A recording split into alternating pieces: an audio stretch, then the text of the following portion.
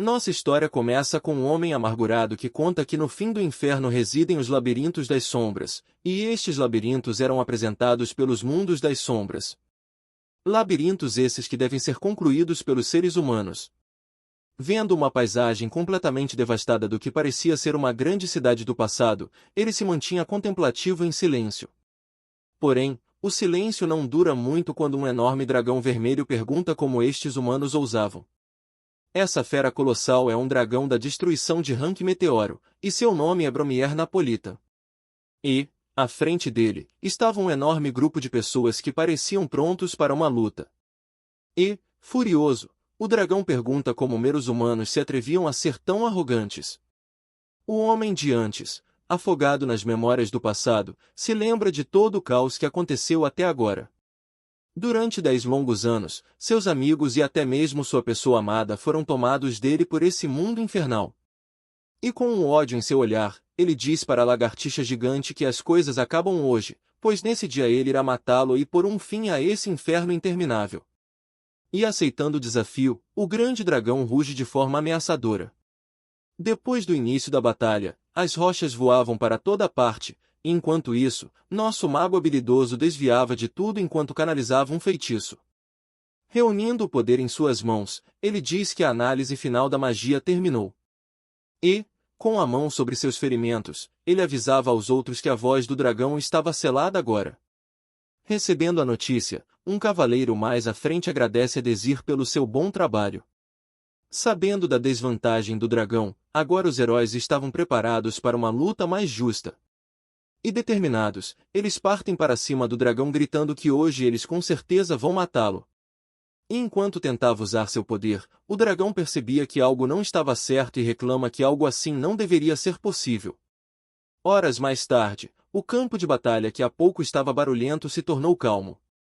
Enquanto isso, Dezir se mantinha longe, meio pensativo sobre algo, quando vê o dragão abatido e diz que dessa vez eles finalmente podem sair desse inferno. O pessoal restante se reúne no pós-batalha para uma conversa entre amigos. O primeiro a falar é o Verdinho, que parabeniza todos pelo bom trabalho, pois com isso eles tinham salvado o mundo. Esse rapaz extrovertido é Rafael, um espadachim santo conhecido como Cavaleiro da Luz.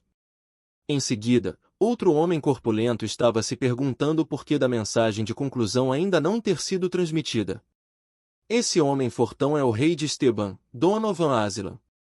Rafael diz que o objetivo da missão desse mundo sombrio era matar o dragão, e Donovan concorda, mas eles deveriam ter voltado para seu mundo original com a conclusão da missão. Mas Rafael diz que isso deve ser só um atraso porque esse lugar é diferente e não aparenta seguir as regras habituais do mundo sombrio, e diz que é melhor esperar um pouco para ter certeza. Enquanto isso, uma outra pessoa comenta que de 150 milhões de pessoas apenas eles 6 sobreviveram, o que faz a taxa de sobrevivência ser de 0,000000004%, um número bem baixo se pararem para pensar. Esse homem bom de cálculo é um membro da Torre Mágica, o sábio da inteligência, Juá Desarion. Uma mulher o interrompe e pede para ele parar com os cálculos inúteis, pois isso não iria trazer os mortos de volta à vida. Juá diz que isso é apenas para tentar entender o que ocorreu, pois já que mais de 99% dos magos morreram, era mais crucial do que nunca tentar entender o que deu errado. Dezir entra na conversa e diz que, em todo caso, acha que deveriam ter apenas ficado satisfeitos em ter salvo o mundo. Enquanto isso, mais ao fundo, uma mulher de longos cabelos loiros só observava tudo calada.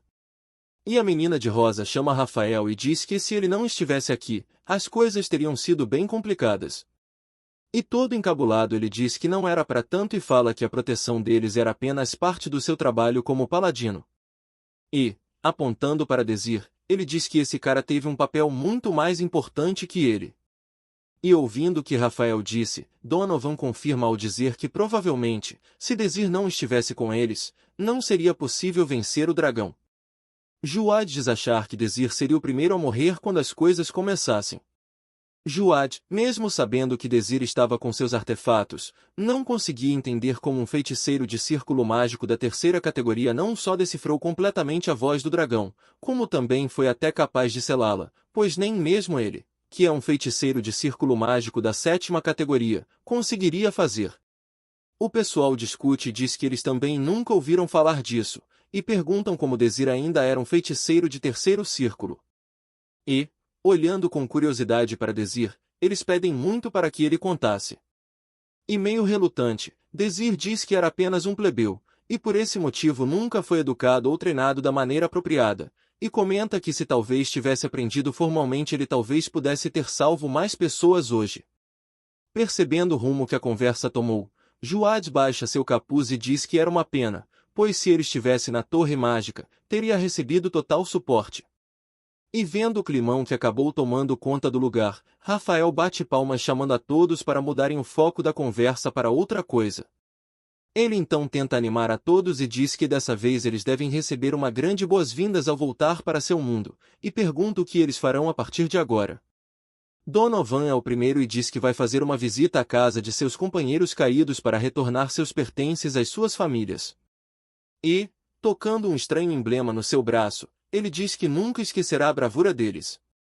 Já a garota de olhos vermelhos diz que voltará até as terras do Ocidente para confortar as famílias daqueles que morreram, e com um sorriso diz que eles ficariam felizes se fizessem um templo memorial para eles. Juad diz que, ao voltar, vai continuar sua pesquisa para encontrar uma maneira de parar qualquer possibilidade de recorrência de um labirinto das sombras, pois caso outro labirinto como esse aparecer mais uma vez, com certeza será o fim do mundo como eles conhecem. Curioso, Rafael pergunta o que a senhorita Geste iria fazer quando voltasse, mas fica no vácuo sem uma resposta, e a Geste, que não parecia se importar, apenas vira o rosto para o outro lado. Meio sem graça, Rafael refaz sua pergunta, só que dessa vez direcionada a Désir. Ele gostaria de saber se ele pretende ir para outro lugar ou voltar para a Academia de Avrion. E esperando a resposta de Désir, Juad observava com olhos brilhando, desejando que Désir viesse com ele. Désir olhava para tudo aquilo, meio pensativo sobre o que faria, e depois de suspirar, ele já ia começar a dar sua resposta, quando de repente uma forte batida é ouvida por todo o lugar, e o dragão que todos pensavam estar morto retorna à vida mais uma vez. Depois desse súbito tremor e o som do rugido do dragão acordando, uma forte explosão acontece, fazendo com que todos se virem na direção dele, se perguntando se essa coisa ainda estava viva. A garota, meio desesperada, diz que eles já completaram a missão desse labirinto das sombras, pois derrotaram o dragão.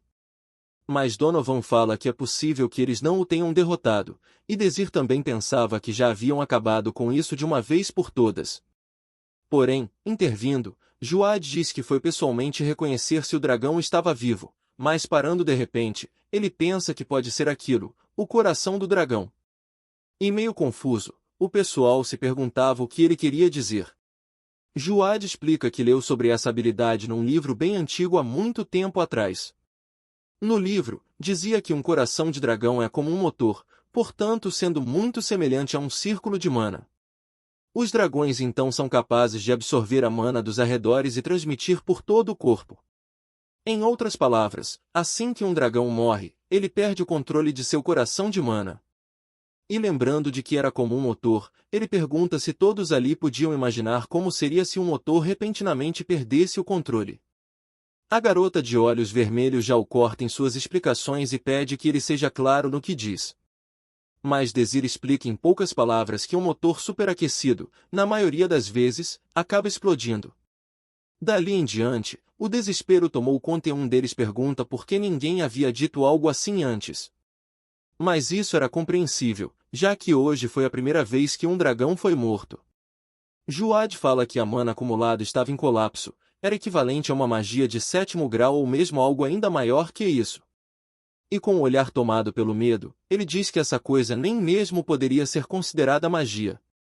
E já com poucas expectativas de sair dessa, ele diz para todos se prepararem para o pior. Sem acreditar que isso aconteceria depois de tudo o que fizeram, eles viam seu fim bem diante de seus olhos. E já sabendo da realidade que os aguardava, a santa já começa a orar para que suas almas descansem em paz. Enquanto isso, Désir não parecia muito surpreso com isso, e de olhos fechados apenas aceitou seu destino. Ele olhava para suas mãos enquanto era consumido pela explosão, mas por alguma razão, ele via em sua frente mãos totalmente recuperadas de um jovem. E olhando para um espelho ao lado, ele percebe que não era mais um velho acabado, mas sim um jovem estudante. Desir olhava confuso para seu estado atual, sem saber o que era isso, se perguntando se não deveria estar morto. Em meio à multidão, podia ser ouvido o som de um assobio e, logo em seguida, se ouvem sons de salto se aproximando. Uma linda moça diz que é uma honra tê-los aqui hoje. Ela se apresenta como Bridget, uma professora da Academia Vrion. Enquanto os candidatos conversam entre si, ela continua e diz que sabe que muitos estão aqui com a esperança de entrar para a academia, uma determinação que a deixava sem palavras. Mas ela repentinamente para seu discurso para repreender os alunos, dizendo que pode ouvi-los muito bem e que não quer conversas paralelas enquanto ela está discursando. Ela então volta a falar e diz que, infelizmente, nem todos podem ser aceitos. Seguindo os procedimentos normais, todos aqui serão submetidos aos exames de entrada tradicionais e após os exames, apenas 600 pessoas das que estão aqui hoje serão aceitas na academia. Dito isso, todos começam a se perguntar quais seriam os testes, mas ninguém teria a mínima ideia. Acompanhando a fala da professora, Desir diz que o exame de admissão será concluir as tarefas do mundo das sombras. Desir estava incrédulo com o que via, e Bridget dizia que eles não precisam se preocupar, pois o mundo das sombras que eles vão entrar não é um verdadeiro e sim apenas uma simulação de um mundo das sombras real. Ouvindo isso, Desir cobria seu rosto, se perguntando se tudo isso era mesmo real. Bridget diz que cada grupo terá um mentor designado, que irá explicar os detalhes para cada um deles. Com um belo sorriso, ela diz que o exame dessa turma será daqui a 2 horas e que espera ver todos lá. Ao fim das palavras dela, Desir sai correndo em meio à multidão, trombando em todos, e, ao chegar próximo de uma pilastra, meio ofegante, ele se perguntava se hoje era mesmo o dia do exame de admissão, e agora caiu a ficha que ele voltou para o dia do exame da Academia Vrion. A Vrion nada mais é do que a melhor academia de magia da nação, e, sabendo disso, Desir diz que já fazia 10 anos desde que ele se formou aqui. Agora ele deve estar no ano de 3613, e ele entrou pela primeira vez no mundo das sombras no ano de 3616, e, por 10 anos após aquele incidente, ele acabou ficando preso dentro de um dos labirintos das sombras e depois disso, o mundo foi destruído no ano de 3626. Então ele realmente estava 13 anos no passado. Se esse for o caso, Desir se perguntava qual foi o sentido de seu sofrimento nesses 10 anos, toda aquela dor, angústia e os sacrifícios que todos fizeram. Em lágrimas, ele sentia um aperto no peito, se perguntando se tudo aquilo que ele passou realmente não valeu de nada, e, enquanto ele chorava sem parar, os gritos de euforia dos outros candidatos ofuscavam sua voz de choro. Mais tarde, em um outro lugar, podemos ver ele sentado no chão, onde pessoas comentavam sobre ele ser um plebeu ao passar por ele. Resoluto, ele pensava que tudo aquilo que ele passou não foi apenas um sonho, pois ele se lembrava claramente de tudo. E, juntando as mãos, ele diz que conseguia se lembrar de todos. Enquanto ele estava sentado, uma garota se aproxima e diz que esteve procurando por ele em toda parte. Ele não estava no lugar combinado, então ela ficou se perguntando para onde ele tinha fugido. Com uma cara meio emburrada, ela pergunta se ele era Desir Armand. Desir já percebe seu erro e corre para pedir desculpas, mas a ruiva diz que, de qualquer forma, não importava. Ela então diz que era um prazer conhecê-lo e se apresenta como Radoria von Durisch, mas ele podia chamá-la só de Radoria. Ela então diz que é uma segundanista nessa academia e hoje ela foi designada como sua mentora, e diz que estará aos cuidados dele hoje. Meio nervoso, Desir diz que estará contando com ela também. Desir se lembra bem dessa garota. Radoria von Durisch era uma maga prodígio que alcançou o 6º círculo mágico com sua magia de fogo, e durante seu tempo na academia, ela foi uma estudante exemplar que sempre conseguia os melhores resultados. Interrompendo os pensamentos de Desir, ela pergunta como ele estava se sentindo, e Desir diz que estava apenas um pouco nervoso. Radoria dá um sorriso e o tranquiliza, pois não havia por que se preocupar com o exame de admissão, pois uma simulação do mundo das sombras não chegava nem perto de um de verdade. Fingindo, Desir pergunta se é isso mesmo, mas Radoria explica que esse exame apenas observa se você possui as habilidades necessárias para entrar no verdadeiro mundo das sombras. Ela dá uma olhada nas informações de Desir e percebe que ele era um plebeu, e Desir, ainda fingindo, pergunta se tinha algo errado. Ela diz que não era bem um problema, mas avisa que um plebeu, assim que entra na academia, só tem como destino a classe beta, e as pessoas da classe beta nunca vão ter um treinamento ou educação adequados. Nos é explicado que, nessa academia, ocorre a distinção, com os nobres ficando na classe alfa, enquanto os plebeus ficam na classe beta. Mesmo que sejam altamente talentosos, você ainda será discriminado para sempre se for um plebeu. Tirando Desir de seus pensamentos, ela diz que isso era coisa para ele se preocupar após ser aceito, e ela aproveita para perguntar a Desir se ele ao menos sabe o que é um mundo das sombras. Desir responde que sim. Meio relutante, Hadoria pergunta se ele sabe mesmo, pois, se ele queria entrar num mundo das sombras, ele deveria ao menos saber tudo a respeito dele, e, mesmo que eles fossem entrar em uma simulação do mundo das sombras, ainda assim era um lugar perigoso. Desir, convicto de seu conhecimento, acena com a cabeça em concordância. Hadoria aponta o dedo e diz que, para que ela possa avaliá-lo, ela irá fazer algumas perguntas e a primeira delas é o que são os mundos das sombras. Desir então começa suas explicações, dizendo que o mundo das sombras é uma calamidade extremamente perigosa que a humanidade teve que confrontar, e pode ser visto como um mundo paralelo ao deles. De forma recorrente, eles se abrem uma vez por ano, e no interior do mundo das sombras existem uma infinidade de mundos diferentes. Alguns mundos podem ser relativamente medíocres, enquanto outros podem ser extremamente perigosos. Esses mundos são baseados em eventos históricos antigos que ocorreram no mundo em que eles vivem hoje. Por esses mundos serem baseados em acontecimentos do passado, a sociedade mágica foi capaz de dividi-los em 10 diferentes níveis, onde quanto maior o nível, maior a dificuldade. A razão de um mundo das sombras ser um risco à humanidade é um número ilimitado de sombras, engolindo e corrompendo o mundo que eles vivem hoje. Sem contar que qualquer terreno que for devorado será envolvido em sombras, não deixando qualquer traço de vida para trás. Mas uma coisa é certa, nenhum ser vivo pode habitar a terra consumida pelo mundo das sombras. Depois dessa longa e precisa explicação, Hadoria olhava para Desir espantada, e ele diz em um tom sério que, é por essa simples razão que é necessário cumprir as missões dentro do mundo das sombras. Depois de uma explicação dessas, Hadoria até mesmo ficou sem palavras, toda pensativa. Ela então volta a falar e diz que atualmente os mundos das sombras são gerenciados por 2 diferentes lugares, sendo o Reino do Ocidente e a Academia de Avrion. Ambos estão em uma relação de competitividade, pois estão tentando reunir a maior quantidade de artefatos possíveis dentro do mundo das sombras. E como membros da Academia Avrion, eles automaticamente estão participando dessa mesma competição. Ela então fica em silêncio, pensando que ainda há um terceiro poder, que seriam os Outsiders, mas por hora ela decide que Desir não precisa saber disso. Hadoria então muda para outra pergunta, querendo saber se ele ao menos sabe o básico sobre o que fazer ao completar o mundo das sombras. Desir responde que sim. Ele explica que, sendo o mundo das sombras paralelo ao deles, os eventos que um dia aconteceram no passado se repetem dentro do mundo das sombras. E, embora o mundo das sombras esteja constantemente devorando o mundo em que eles vivem, existe apenas uma forma de acabar com isso: adentrar o mundo das sombras o mais rápido possível assim que ele aparece e completar suas missões. Um exemplo disso seria se o cenário do mundo das sombras fosse uma guerra do passado. Se a batalha foi uma derrota, basta convertê-la em uma vitória.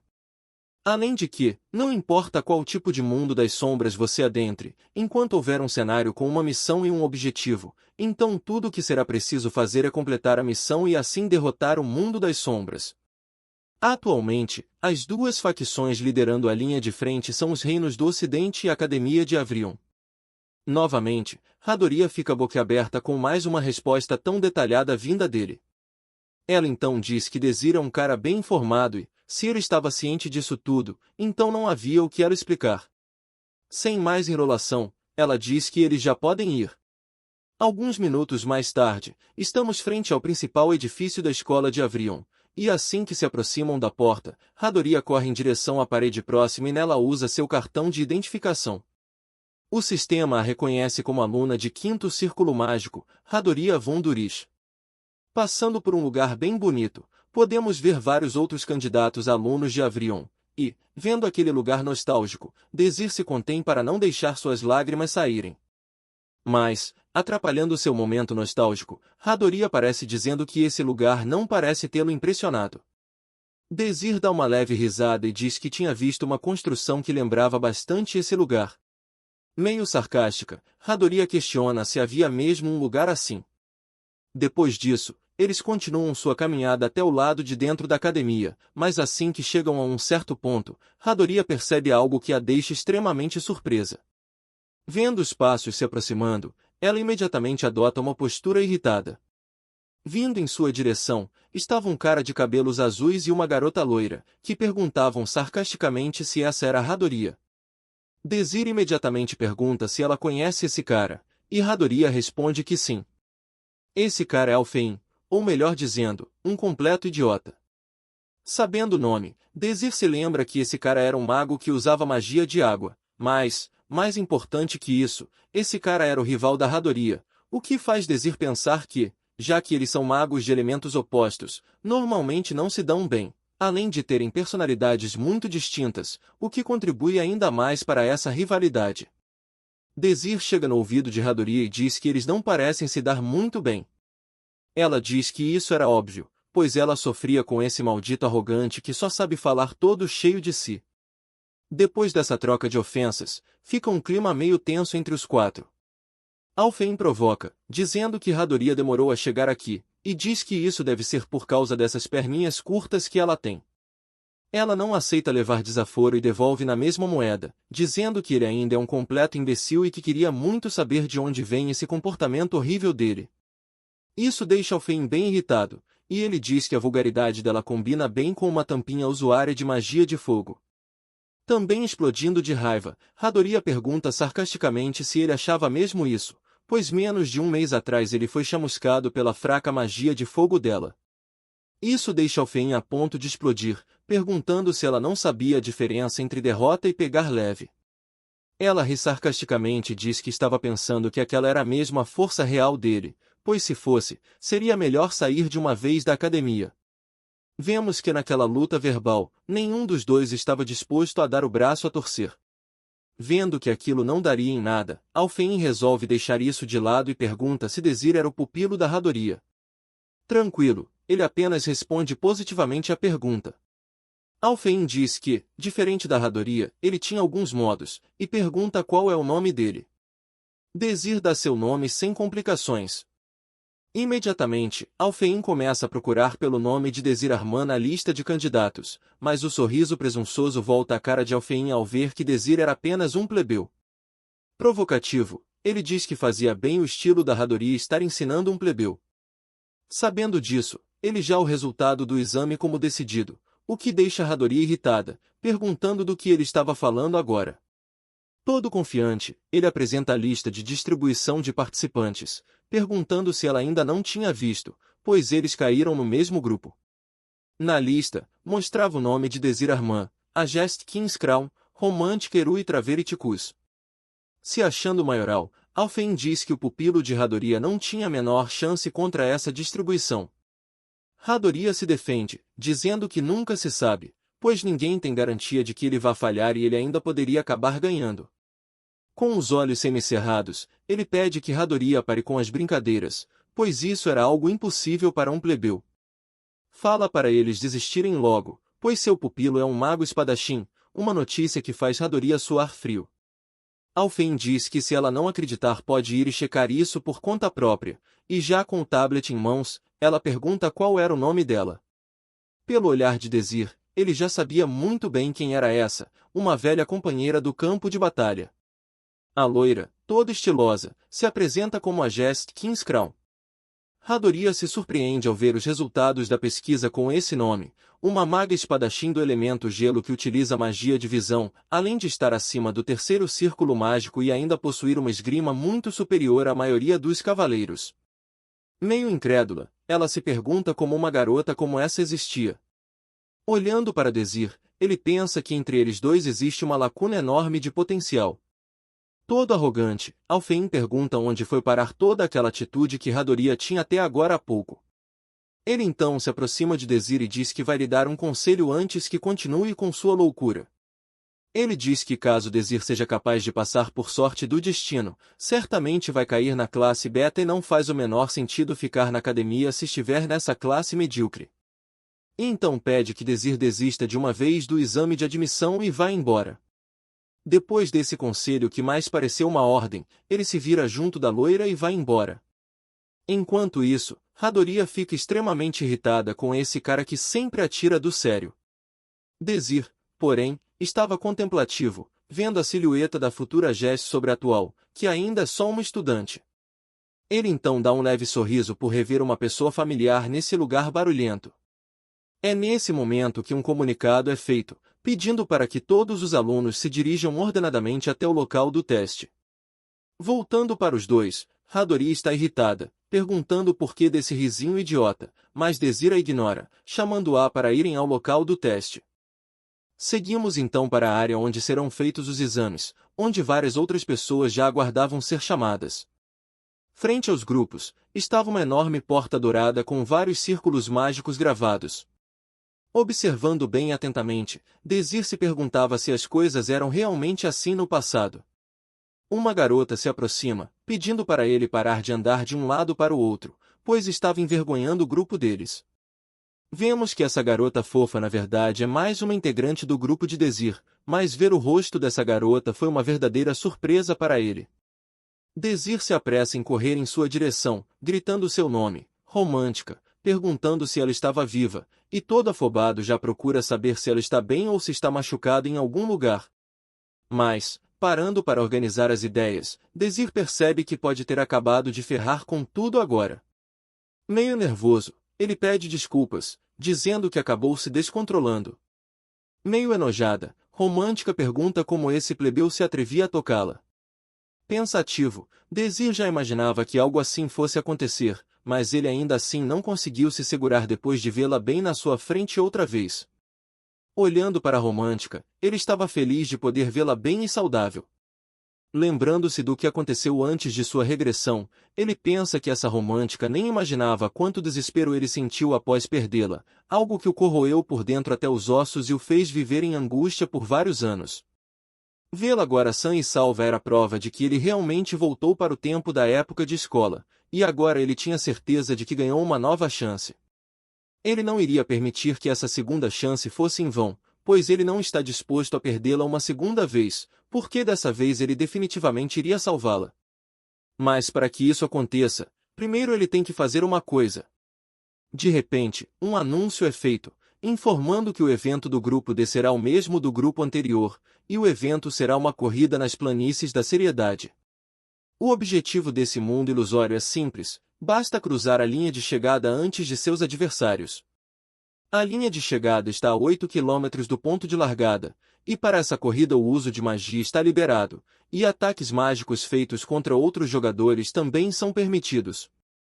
Para a segurança dos participantes, a sensação de dor será reduzida em 80%, e caso receba uma lesão ou golpe fatal, será imediatamente retirado do mundo das sombras. Romântica comenta que tiveram sorte de pegar uma competição de corrida para seu evento, pois pelo que ela ouviu, o grupo B teve que lutar contra um troll. Um outro cara, meio curioso, chega à conclusão de que se isso é uma competição, então eles estariam uns contra os outros. Romântica, meio cheia de si, diz que basicamente sim, já que eles têm um plebeu inútil e uma espadachim mágica, então provavelmente a competição seria entre eles dois. Se achando os maiorais, ambos se desejam boa sorte nesta competição. Com isso dito, é anunciado que o portal para o mundo das sombras abrirá em breve, e é requisitado que os participantes se alinhem frente ao portal. Minutos depois, eles são mandados para dentro do mundo das sombras, ou melhor dizendo, as planícies da seriedade. A corrida começaria em 3 minutos, e os participantes deveriam se posicionar na linha de largada. Uma linha azul aparece no chão, e com isso todos se posicionam frente a ela, aguardando a largada. Tentando iniciar algum contato, Desir diz oi para Jest, mas ela nem mesmo se preocupa em responder. Vendo esse comportamento frio, Desir pensava que talvez a Jest também tenha voltado no tempo, já que ela continuava a mesma, e ele permanecia sem saber o que ela estava pensando. Mas, de forma inesperada, ela chama Désir, o que o assusta um pouco, mas no final ele responde com um sim. Com a cara mais natural do mundo, ela diz que Désir era muito fraco, e ele responde que já sabia muito bem disso. Ele pensava que ela continuava direta como sempre foi. Mas a Jess diz que ele parece não ter percebido ainda, ele é extremamente fraco, com um nível mágico muito abaixo da média, além de seu grau de força ser mediano. Mesmo que passasse, com uma força dessas, o máximo que ele conseguiria seria concluir mundos sombrios de sexta categoria. Cerrando o punho, Désir se perguntava se ela estava tentando deixá-lo irritado com isso, mas a Jess intervém e diz que não tem intenção alguma de atacá-lo nesse teste. Uma alegação que deixa Désir totalmente confuso, se perguntando o que ela queria dizer com isso. Porém, antes de responder, a Jess olha de cima a baixo, e em seguida vira seu rosto em desaprovação, explicando que não havia o menor sentido em atacar alguém tão fraco quanto ele. Ao fim dessas duras palavras, é anunciado que a corrida está prestes a começar. Assim, o pessoal responsável pede que todos estejam preparados, e todos estavam preparados para o início da competição, alguns mais empolgados que outros. Assim que é dada a largada, a Jess parte a toda velocidade em primeiro lugar, seguida pelo cabeludo Snob, enquanto Romântica e Désir comem poeira lá atrás. O impulso de Jess foi tão forte que ela levantou uma enorme cortina de poeira enquanto corria. Lá atrás, Désir e Romântica estavam revoltados com essa poeira toda. Mais tarde, enquanto corriam, Romântica pisa na grama, assustando uma pequena criatura. Ela o reconhece como um pequeno diabrete de folha e, com um rosto corado, diz que eles são muito fofos. Désir, que a observava, diz que ela não mudou nada, pois ainda era empolgada com coisas fofas. Ouvindo isso, Romântica fica com vergonha e manda ele se preocupar com a corrida. Mas Désir diz que, mesmo que ele se preocupe com a corrida, se eles continuarem nesse ritmo, irão falhar na missão. Isso só deixa a garota mais irritada, que manda ele calar a boca e parar de agir todo amigável com ela desse jeito. Indo contra o que ela disse, Désir dá um sorriso para provocá-la, e isso funciona muito bem. Romântica diz que ele é muito chato e pergunta qual o problema dele, e pergunta o motivo dessa risadinha idiota, pois isso a estava deixando enojada. Mas Désir diz que ele apenas estava feliz, e ela diz que ele deve ser louco de ficar feliz por estar correndo. Já sem paciência alguma, ela diz que esse plebeu a tirou do sério dessa vez. Ela então estende a mão, dizendo que estava esperando um momento melhor para usar isso, mas agora não tem mais importância de qualquer maneira. Ela pede que Désir olhe atentamente, pois um plebeu como ele seria capaz apenas de chegar no máximo à segunda categoria de círculo mágico. Determinada, ela diz que vai mostrar a diferença entre eles e já usa a magia de varredura de ar. Enquanto o teste acontecia, o pessoal responsável do lado de fora comentava sobre os outros times.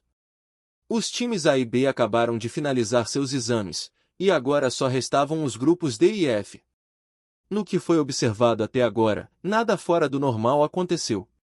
Outra pessoa diz que era bom que as coisas estivessem indo bem, e os grupos de estudantes desse ano se mostraram excepcionais assim como os do ano passado. Outro velho careca comenta que a quantidade de estudantes do ano passado foi fenomenal, mas esse ano eles têm aquela maga espadachim. Todos concordam com o velhote, dizendo que essa aluna é o exemplo do que um nobre tem a oferecer. Igualmente, dizem que aquele plebeu teve azar ao cair no grupo junto dela, mas Bridget, que assistia ao desenrolar da história, tinha um discreto sorriso no rosto. Enquanto isso, dentro do mundo das sombras, a Jess e o cabeludo Snob continuavam liderando o percurso. O cabeludo, já sentindo o peso da corrida, pensa que Romântica foi muito apressada em dizer que isso seria rápido. Ainda assim, algo está estranho, pois uma competição de corrida contra um mago deveria ser coisa simples para ele, que é um cavaleiro. Mas essa maga espadachim está liderando o caminho desde a largada, algo verdadeiramente impressionante. Mudando um pouco o foco, ele se perguntava onde aqueles dois foram parar. Ao fim desses breves pensamentos, ele percebe uma súbita mudança nas correntes de ar, e logo em seguida, ele recebe uma forte rajada de ar que o faz ser arremessado a vários metros. Com a cara toda bagunçada pelo ar, ele se perguntava que quantia insana de magia era aquela, e se a responsável por isso era Romântica. Ele tenta fincar sua espada no chão para não sair voando, e pensa que Romântica deve estar tentando atrapalhá-los ao tentar fazê-los voar para longe com o ar, mas isso não seria tão fácil, já que ele estava usando uma armadura que deixava seu corpo com quase 100 quilos. Já achando que o problema estava resolvido, ele pensa que agora era só se manter preso no chão com a espada e não ser soprado para longe. Presunçoso, ele pergunta se era só isso que Romântica era capaz. Nesse momento, vemos algo inusitado. A Jesta estava correndo na direção de onde o vento vinha, e com sua espada em mão, ela corta o ar à sua frente com a maior facilidade do mundo. O cabeludo Snob percebe que o que ela estava fazendo era cortar o ar para prosseguir no percurso, e meio em choque, ele diz que isso já era esperado de uma maga espadachim. Ainda assim, ela acabaria cansada em algum momento por se esforçar tanto contra o vento, e por isso ele achava melhor esperar o vento se acalmar. Neste momento, as árvores começam a se erguer do chão, e percebendo as intenções de Romântica, ele grita seu nome em fúria, chamando-a de maldita astuta. Após isso, o impacto das árvores foi tremendamente forte, que até mesmo fez uma enorme cortina de fumaça, e assim o cabeludo Snob foi eliminado. Voltando a Romântica e Désir, eles corriam a toda velocidade, quando Romântica comenta que era uma pena que a maga espadachim também não tivesse sido eliminada. Virando-se para Désir, ela diz que era a vez dele de sair agora, e assim ela interrompe seu caminho entrando na frente. Com um jeito feroz, ela diz que vai dar a ele a chance de se render por conta própria, pois não havia necessidade de passar por todo aquele sofrimento. Mas todo sorridente, Désir diz que infelizmente terá que recusar essa oferta. Romântica já ia dizendo que ele fez uma boa escolha ao se render por conta própria, mas rapidamente percebe o que ele realmente disse, o que faz ela perguntar se ele é burro ou algo assim. Ela questiona se ele não viu o imenso poder mágico que acabou de demonstrar, pois isso era algo que ele, um plebeu, nunca poderia competir. Mas Désir estava sorridente, o que deixou Romântica ainda mais irritada. Juntando sua mana, ela diz que deu a ele uma chance de ir embora, e lembra-o de que esse lugar é uma simulação do mundo das sombras, e por isso, nenhum deles iria morrer aqui dentro. Dito isso, o ambiente à volta dela começa a tremer com a aparição de 6 círculos mágicos. Cheia de raiva, ela diz que não vai pegar leve, e vai atacar com toda a força que tem. Com vários outros círculos mágicos surgindo no ar, ela mais uma vez usa sua magia de golpe do vento. Ao final do encantamento, os golpes de ar vêm na direção de Désir extremamente rápidos, mas ele se mostra indiferente quanto a um ataque tão grande vindo em sua direção. No fim, ele é atingido em cheio pelo golpe de ar, que levantou uma enorme nuvem de poeira. Já cantando vitória, Romântica pensa que esse cara acabou de ser atingido por uma magia de segundo nível a queima-roupa, e nem mesmo um mago de primeira categoria poderia suportar tamanho poder. Em um tom sarcástico, ela diz que foi bom conhecê-lo, mas está na hora de dizer adeus. Inesperadamente, Désir aparece atrás dela, e ele comenta que ela canalizou sua magia e lançou um ataque direto logo em seguida. Ouvindo isso, ela se vira completamente incrédula na direção da voz que falava com ela, e saindo de dentro da fumaça, ele diz que tanto essa magia de agora quanto a de mais cedo foram bastante impressionantes para uma maga de círculo mágico de segunda categoria. Sorridente, ele diz que Romântica era verdadeiramente incrível, mas a mesma ainda estava em choque ao vê-lo sem um único arranhão depois de um golpe poderoso daqueles. Désir então começa a analisar a conjuração de Romântica, elogiando, a princípio, por ser uma magia impressionante. Mas, já que estava tão concentrada em seu ataque, ela negligenciou seu controle sobre o ar, e, por essa razão, sua precisão não tem estabilidade.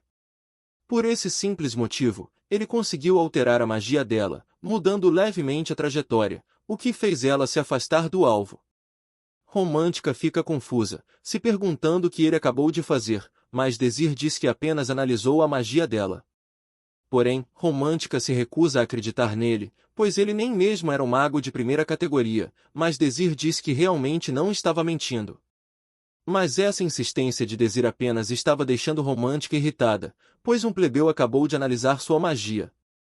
E, como entendemos, uma análise mágica funciona de modo que só pode ser feita por alguém que tem total conhecimento de todos os tipos de magia, além de conhecer todos os tipos de runas. Pessoas capazes de fazer isso são apenas aquelas nas maiores posições das categorias dos círculos mágicos. Uma romântica furiosa se pergunta como esse plebeu à sua frente foi capaz de fazer isso. Explodindo de raiva, ela diz que existem limites para brincadeiras, e não há como um plebeu como ele ser apto para fazer tal coisa. Ela afirma que essa coincidência foi apenas mera sorte, e grita a plenos pulmões que não havia a menor chance dela perder para um plebeu como ele, pois ele nem mesmo era um mago de primeira categoria. Ao fim dessas palavras, vários círculos mágicos surgem atrás de Romântica, e ela chama esse feitiço de veneno do vento. Porém, Désir não se abala e, muito pelo contrário, pede que ela observe desta vez com muita atenção. Ele avisa que vai alterar as correntes de ar dela levemente em algumas posições. E como dito, ele simplesmente mudou as flechas de lugar de uma maneira que ele não foi afetado de nenhuma forma. Romântica, vendo o que acreditava ser impossível acontecendo, fica completamente em choque. Porém, Désir a interrompe em seu momento de confusão e diz que, se ela melhorar seu controle mágico, certamente se tornará uma maga mais poderosa no futuro. Mas, pela expressão no rosto de Romântica, parece que ela não está nem um pouco feliz com a dica. Encarando Désir, ela percebe que, se ele estava mesmo conseguindo usar análise integral, então essa era a verdadeira diferença entre ela e um verdadeiro gênio. Désir decide dar um passo à frente enquanto diz que acha que é hora de dar um fim nisso tudo, pois havia alguém nesse exame que ele realmente precisava derrotar. Uma alegação que deixa Romântica sem chão, e, dando um chilique, ela diz que nosso mago do futuro não tem como conseguir atacá-la. Ela fala que ele nem mesmo consegue usar magia, e que, caso continue atacando, certamente vai acabar acertando em algum momento. Porém, Désir pensa que Romântica, ao contrário do que ela pensa, é realmente muito forte, e que só existe mais uma pessoa nesse exame que poderia bater de frente com ela. Ainda assim, ela não é forte o bastante ainda. Ele se lembra que, se deixar as coisas como estão, o passado doloroso só irá se repetir mais uma vez. Olhando para ela, Désir pensa que ela ficará ainda mais forte, e, por isso, hoje ele precisava ir na frente dela. Ele então se vira para a Romântica e diz que ela cometeu 3 erros dessa vez. O primeiro era a respeito dele, pois, mesmo que sua capacidade mágica seja baixa, ele ainda pode usar magia. O segundo era sobre seu alvo nesse exame, que no fim das contas não era ela. E o terceiro motivo, ele diz que vai mostrá-la agora mesmo em primeira mão.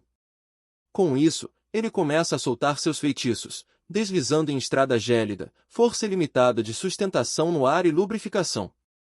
Olhando para esses feitiços, ela pensa que lubrificação é uma magia física de nível 1, uma magia básica que concede a remoção de fricção. Isso não se trata de uma magia ofensiva, mas a pergunta que fica é para que ele a usaria. Em poucos segundos, ela tira uma conclusão e imediatamente se espanta com algo, pensando que ele pode ter usado o feitiço para fazê-la cair. Porém, após alguns segundos, ela não perdeu o equilíbrio nem um pouco, e, olhando para Désir, meio confusa, ela se pergunta se o feitiço dele acabou falhando. Mas Désir chama a atenção para outra coisa, perguntando se ela tinha se esquecido qual o verdadeiro objetivo desse mundo das sombras. Ele refresca a memória dela, dizendo que isso se trata de uma competição de corrida. Então, com isso em mente, ele tem uma pergunta para a Romântica, onde ela acha que ele aplicou sua magia de lubrificação. Romântica diz que ele não pôs encanto nenhum, já que tinha falhado na magia, e ele, com uma expressão surpresa, diz que está errada. Ela manda ele não olhar mais para ela com essa cara. Batendo no peito, ele diz que claramente aplicou essa magia em si mesmo. Romântica questiona o que isso tinha a ver, mas Désir apenas pergunta se ela conhece o princípio de ação e reação.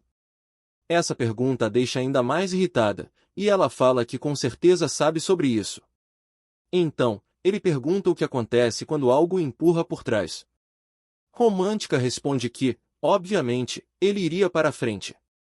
Então, ele pergunta o que aconteceria se algo o empurrasse com extrema força por trás, por exemplo, uma enorme força explosiva.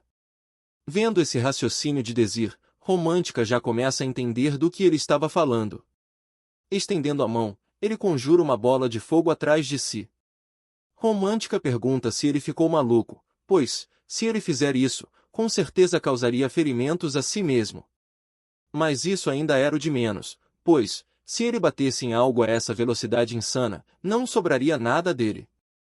Mas Desir tinha um sorriso no rosto enquanto diz que a própria Romântica já havia falado isso antes, referindo-se à frase de Romântica sobre o fato de que, por ser um mundo das sombras simulado, ninguém morreria ali dentro. Ela até tenta impedir Desir, mas ele continua determinado, dizendo que isso também se aplica à situação atual. Assim como ele disse antes, uma explosão acontece, e ele é instantaneamente arremessado como um míssil. Caindo no chão depois dessa onda de choque insana, Romântica se perguntava de onde saiu um cara maluco como esse. Enquanto isso, somos levados até a Jest, que esteve liderando a corrida com uma vantagem enorme até agora. Porém, ela percebe uma rápida aproximação vindo por trás dela, em uma velocidade vertiginosa. Ao se virar, ela manda que Desir então venha de uma vez e a enfrente, intitulando-o como o mais fraco de todos nesse exame de admissão. A Jest continuava na liderança, correndo a uma velocidade impressionante que fazia até a grama à sua volta tremer.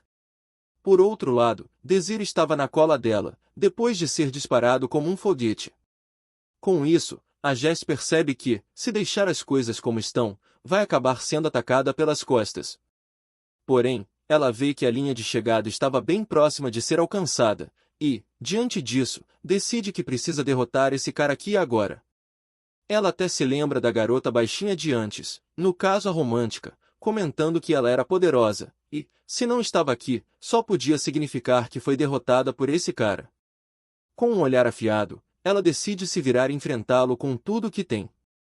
Sem perder tempo, a Jest inicia um cântico mágico: sou aquela que faz meus inimigos gritar em agonia. Este corpo é como o oceano, inabalável, mesmo perante muitos inimigos, incessante como o cair da chuva. Por fim, ela ordena que Desir seja destruído por suas flechas mágicas. Ao fim dessas palavras, uma quantidade insana de círculos mágicos surge no céu acima de Desir, e, só de ver essa enorme ameaça sobre sua cabeça, ele percebe que as coisas já deram muito errado. A Jest, então, diz que não sabe como ele derrotou a garota baixinha de antes, mas avisa que quaisquer artifícios que ele tenha usado antes não vão funcionar com ela. Porém, Desir estava impressionado, já que a Jest foi capaz de reunir essa quantidade absurda de magia em tão curto período de tempo. Essa garota era realmente fora de série, no entanto, ela ainda o estava subestimando demais. Com um círculo mágico menor surgindo em seu olho, ele diz que é hora de iniciar a análise de magia. Rapidamente, os círculos mágicos criados por a Jest começam a ser afetados pela análise. Ele percebe que está analisando as estruturas das 180 runas ligadas magicamente dentro das flechas mágicas, e rapidamente adquire acesso a essas 180 runas. Assim que começa a pôr seu plano em prática, a Jest sente algo estranho acontecendo e percebe que Desir conseguiu rapidamente analisar sua magia, algo que estava no nível de um mago de 6ª categoria. Temendo que ele tenha acesso ao resto de suas magias, ela acena com a mão e diz que isso se encerra agora.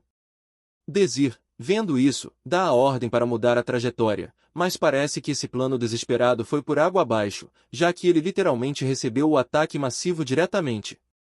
Alguns dos projéteis realmente foram desviados para áreas diferentes, mas ele não escapou ileso dessa chuva de projéteis. Depois desse ataque insano, a Jest vê que Desir ainda está de pé, e ela se pergunta se foi dessa forma que ele derrotou Romântica.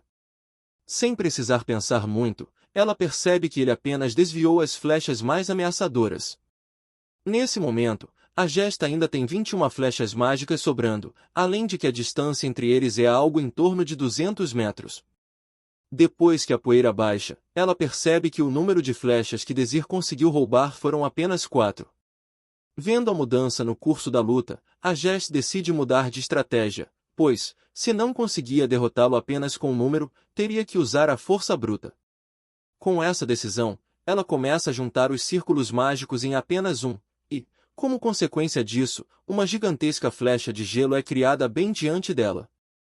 Por outro lado, Desir pensa que a Jest finalmente decidiu usar a cabeça, mas essa ainda não era a resposta certa para essa luta. Continuando a batalha, a Jest arremessa sua gigante flecha de gelo na direção de Desir. Porém, com apenas 4 flechas pequenas, ele não recua e se posiciona para ir de frente ao confronto. O primeiro choque de ataque destrói uma das camadas da gigantesca flecha de gelo, mas ela ainda estava vindo com tudo para cima de Désir, sem desacelerar. Mais uma vez, ele usa sua habilidade de análise de magia, mudando a trajetória de mais duas camadas, que se voltam na mesma direção das outras. Com isso, ele dá a ordem para a colisão entre as duas partes, e o resultado é uma explosão enorme, que levanta uma cortina de fumaça no ar. Porém, a Gest, que estava quase chegando à linha de chegada, escuta alguém gritando atrás dela. Mais uma vez, Désir estava vindo em sua direção com a velocidade de um míssil. Não demora para ela perceber que ele estava usando a força da explosão para se impulsionar. Sacando sua espada, ela tenta acertá-lo com tudo o que tem. Porém, em vez de atacá-la, Désir apenas passa direto, indo em direção à linha de chegada. Percebendo o que tinha acontecido, a Gest já sabia quais eram os planos de Désir, mas era tarde demais, já que ele, em um instante, atravessa a linha de chegada. Após essa estratégia suicida, Désir não estava nas melhores condições, enquanto a Gest guarda sua espada, percebendo sua derrota neste exame. E lá na frente estava um Désir vitorioso, que mal se mantinha em pé. Com isso, o sistema anuncia que o candidato Désir Arman foi o primeiro a concluir o mundo das sombras. Enquanto isso, em outra sala, podemos ver o pessoal responsável pelo exame assistindo a tudo. Alguém no meio deles comenta que, dessa vez, não tiveram nada fora do normal, e um Scarface diz que não houveram plebeus escalados para a classe alfa. Um gordo convencido diz que isso já era óbvio, pois a classe alfa é algo feito apenas para os nobres, e que esses plebeus sem educação nunca seriam permitidos. O Scarface concorda com o gordinho, que se chama Pugman. Por outro lado, a linda professora de antes, que veio apresentar o exame aos alunos, estava calada e pensativa. Enquanto isso, uma outra bruxa velha diz que os plebeus já deveriam ser gratos por serem permitidos estudar na academia, mas o som de um martelo, seguido de um pedido raivoso de silêncio, interfere na troca de conversas. Um velho barbudo diz que esse era o último aluno a ser considerado para ser aceito na academia. O garoto é um mago de círculo mágico de primeira categoria, Désir Arman. Um ruivo diz que se lembra desse garoto, pois ele estava no mesmo grupo daquela garota espadachim. Um gordo barbudo pergunta como um plebeu conseguiu isso. Ao ter sua foto montada no telão, os outros professores, boquiabertos, se perguntavam se ele venceu mesmo a maga espadachim. O Barba Branca então diz que esse garoto veio até a academia com uma carta de recomendação, e ele pergunta quem foi que recomendou esse rapaz. Só de ouvir isso, as pessoas sentadas na mesa se perguntavam quem iria recomendar um plebeu. A professora, chamada Bridget, diz que foi ela quem recomendou o garoto, mas o velhote ainda questiona qual foi a razão dessa recomendação. A professora diz que esse aluno em particular estudou magia por muito tempo, o que faz sua aptidão para aprender magia ser uma das melhores, e que ele não só é apaixonado por magia como também muito talentoso. Indo mais a fundo, ele pergunta sobre a relação da professora com esse estudante, e ela apenas diz que o encontrou por acaso em um orfanato. Essa resposta deixa o velhote com uma pulga atrás da orelha. Ele então questiona quais foram os resultados nos testes preliminares, e o assistente diz que, por mais que seja um mago de primeiro círculo, ele mal atingiu as qualificações para esse nível. Pugman pergunta à professora se esse era o tal talento de que ela havia falado. A professora então diz que, se é assim que ele o vê, deveria assistir a uma coisa primeiro. Ela então puxa uma bola de cristal azul enquanto diz que todos acreditavam na vitória da maga espadachim, e agora ela mostraria o vídeo da grande decepção que ocorreu no grupo D. Ela mostrou tudo com todos os detalhes da luta, desde o roubo de círculos mágicos até a estratégia insana de Désir para vencer, e, por fim, sua incrível conclusão do mundo das sombras, mesmo com um oponente incrivelmente forte à sua frente. Um velhote de óculos se perguntava se isso era mesmo possível, e o Barbicha diz que isso, por si só, já era algo inédito no mundo da magia. Esse reclame chamou a atenção dos professores, como Topetinho, que diz que nunca imaginou usar a magia de lubrificação dessa maneira, pois até hoje ele a via como uma simples magia básica de nível 1. Porém, a Rosinha mais atenta diz que não imaginava que ele poderia até mesmo alterar diretamente os algoritmos por trás das estruturas mágicas. O professor de óculos concorda com ela, dizendo que esse talento de análise mágica era realmente abissal. Ele ressalta que o senso de batalha e as habilidades psicológicas de Desir para planejar e se adaptar estão muito além do que se espera de um aluno, algo realmente excepcional. Em outras palavras, era como ver um senhor da guerra que viveu sua vida inteira em um campo de batalha. O cabelinho azul diz que consegue entender como ele passou no exame, mas o Barbicha pergunta por que ainda não aceitaram esse garoto. O velhote de barba branca diz que, segundo a professora Bridget, ela queria colocá-lo na classe alfa, e essa simples ideia já foi o suficiente para deixar o gordo Pugman furioso. Virando-se para a professora Bridget, Pugman pensa que essa mulher sempre tenta essa merda todos os anos, mas ela o encarava com indiferença, sem ao menos dizer uma palavra. Isso foi a gota d'água para Pugman, que pergunta aos diretores se eles já haviam se esquecido que, nessa academia, existe apenas uma regra para entrar na classe alfa. Isso é decidido com base no talento mágico. Para ser colocado na classe alfa, o aluno deve ter, no mínimo, a segunda categoria de círculo mágico. Pugman questiona a todos o que um mago de primeiro círculo estaria fazendo em uma classe repleta de alunos com círculos mágicos de segunda categoria. Ele diz que aceitar esse garoto na classe alfa seria o mesmo que dizer que qualquer um poderia ser aceito.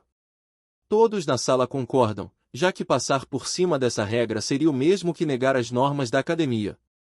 O gordo Pugman ri, vendo que os outros estão indo na dele, e pensa que não vai deixar a professora Bridget conseguir o que quer. Mas a professora Bridget não fica calada e diz que não consegue acreditar nos delírios de Pugman, realmente se impressionando com ele. Irritado, Pugman pergunta o que foi que ela disse, e Bridget retruca, perguntando se eles estavam mesmo dizendo que um estudante que venceu uma maga espadachim de terceira categoria não era qualificado apenas por ser um mago de primeira categoria. Ela manda que Pugman pare de vez com suas desculpas óbvias, pois sabia bem que ele tinha outros motivos por trás de sua recusa.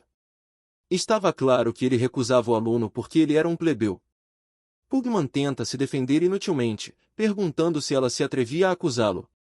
Antes que pudessem continuar a discussão, o diretor, irritado, bate seu martelo pedindo silêncio e diz que, se as coisas continuassem assim, nunca chegariam a um consenso. Ele então olha para Pugman e diz que estava bem ciente das regras e das opiniões de ambos, então decidiriam essa questão através dos votos. Com isso, ambos se sentam, e o diretor pede que comecem a votação para saber se Desir Arman ficará na classe alfa. O dia passa, e estamos de volta à Academia de Magia, onde saberemos os resultados das votações de antes. À frente, vemos um telão mostrando os novos alunos da classe alfa. Muitos, ao verem seus resultados, já sabiam que iriam passar sem problemas. Ao lado, estava a tabela dos betas, que, com a moral abalada, diziam que isso já era esperado e que deveriam apenas agradecer por terem passado.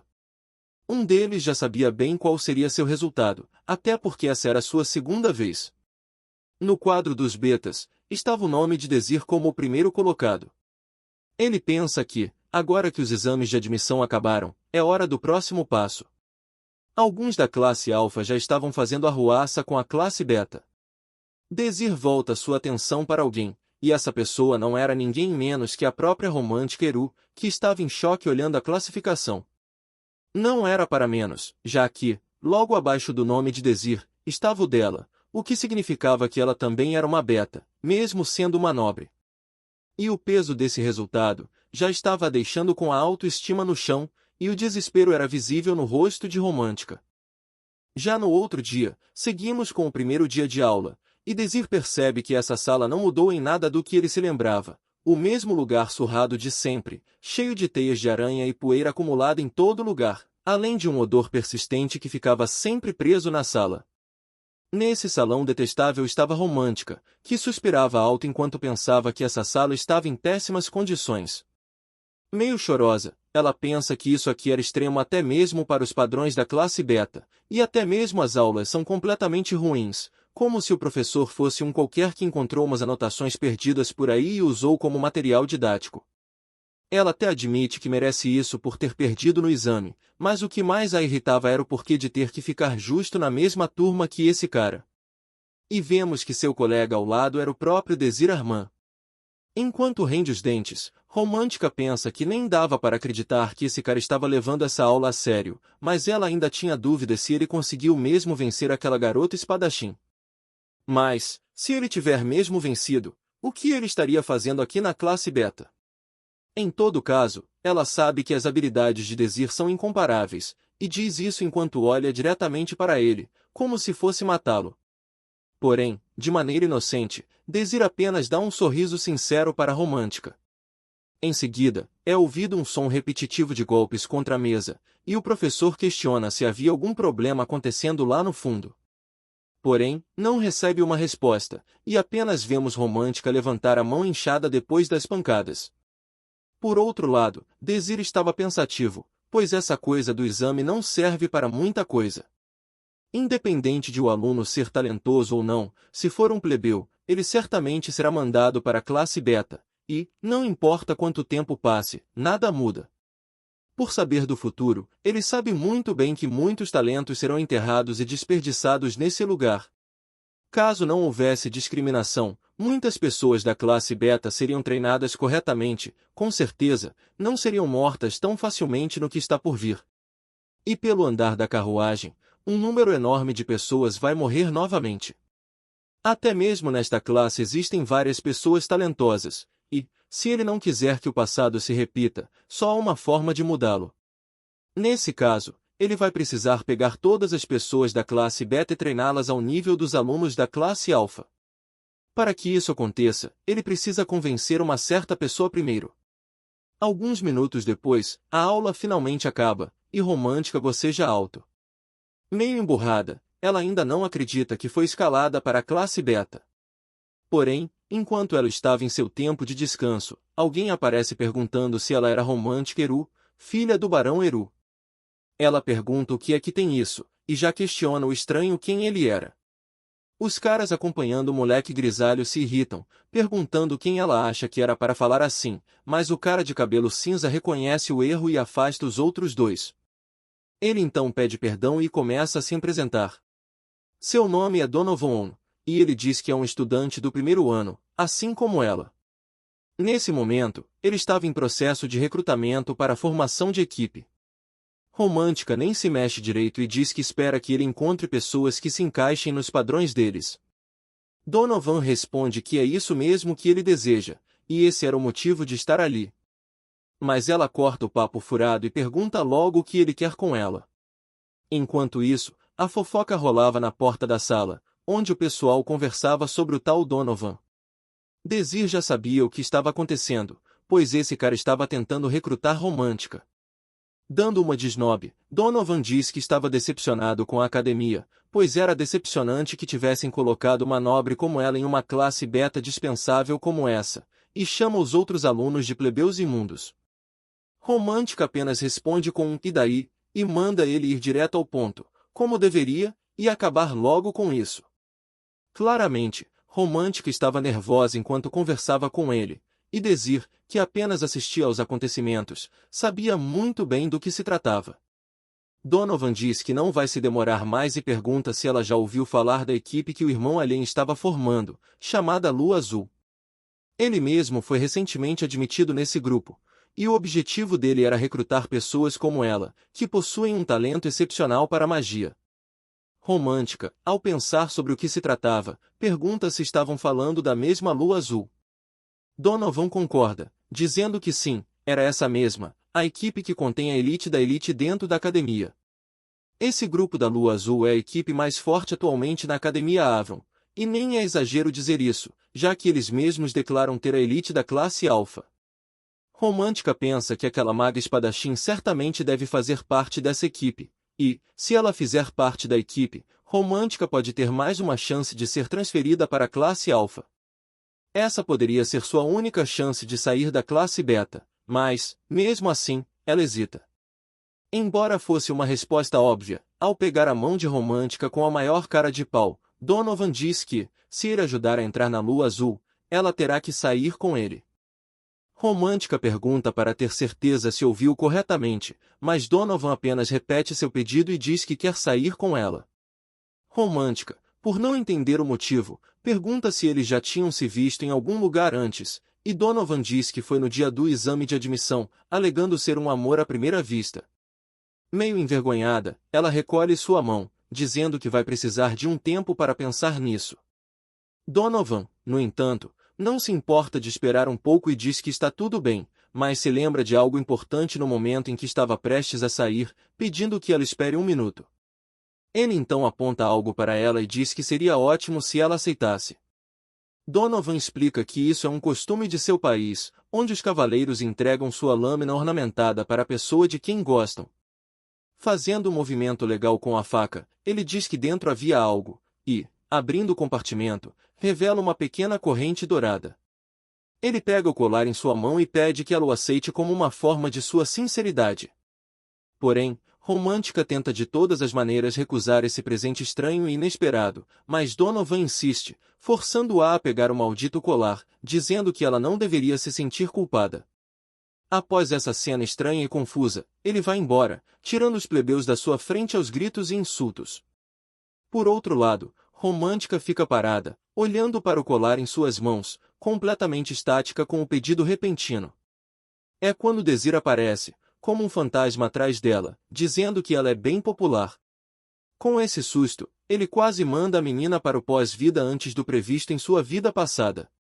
Com o susto, Romântica até cai no chão depois de perder o equilíbrio na cadeira.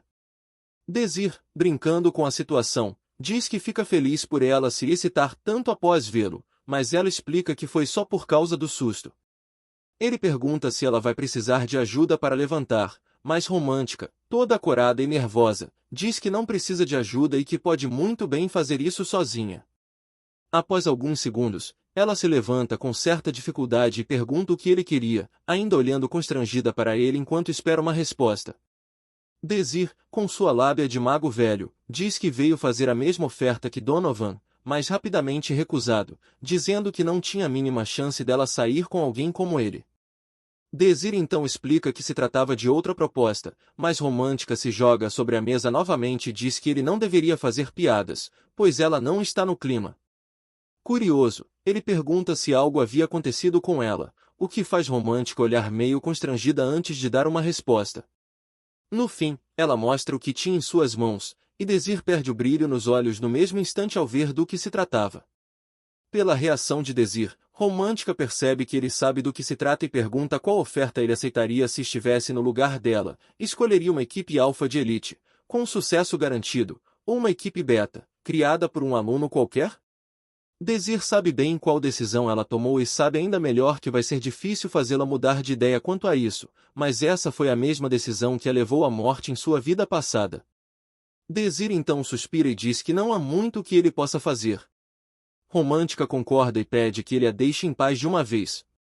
Mas, antes de sair, Desir pede que ela dê uma olhada em algo primeiro.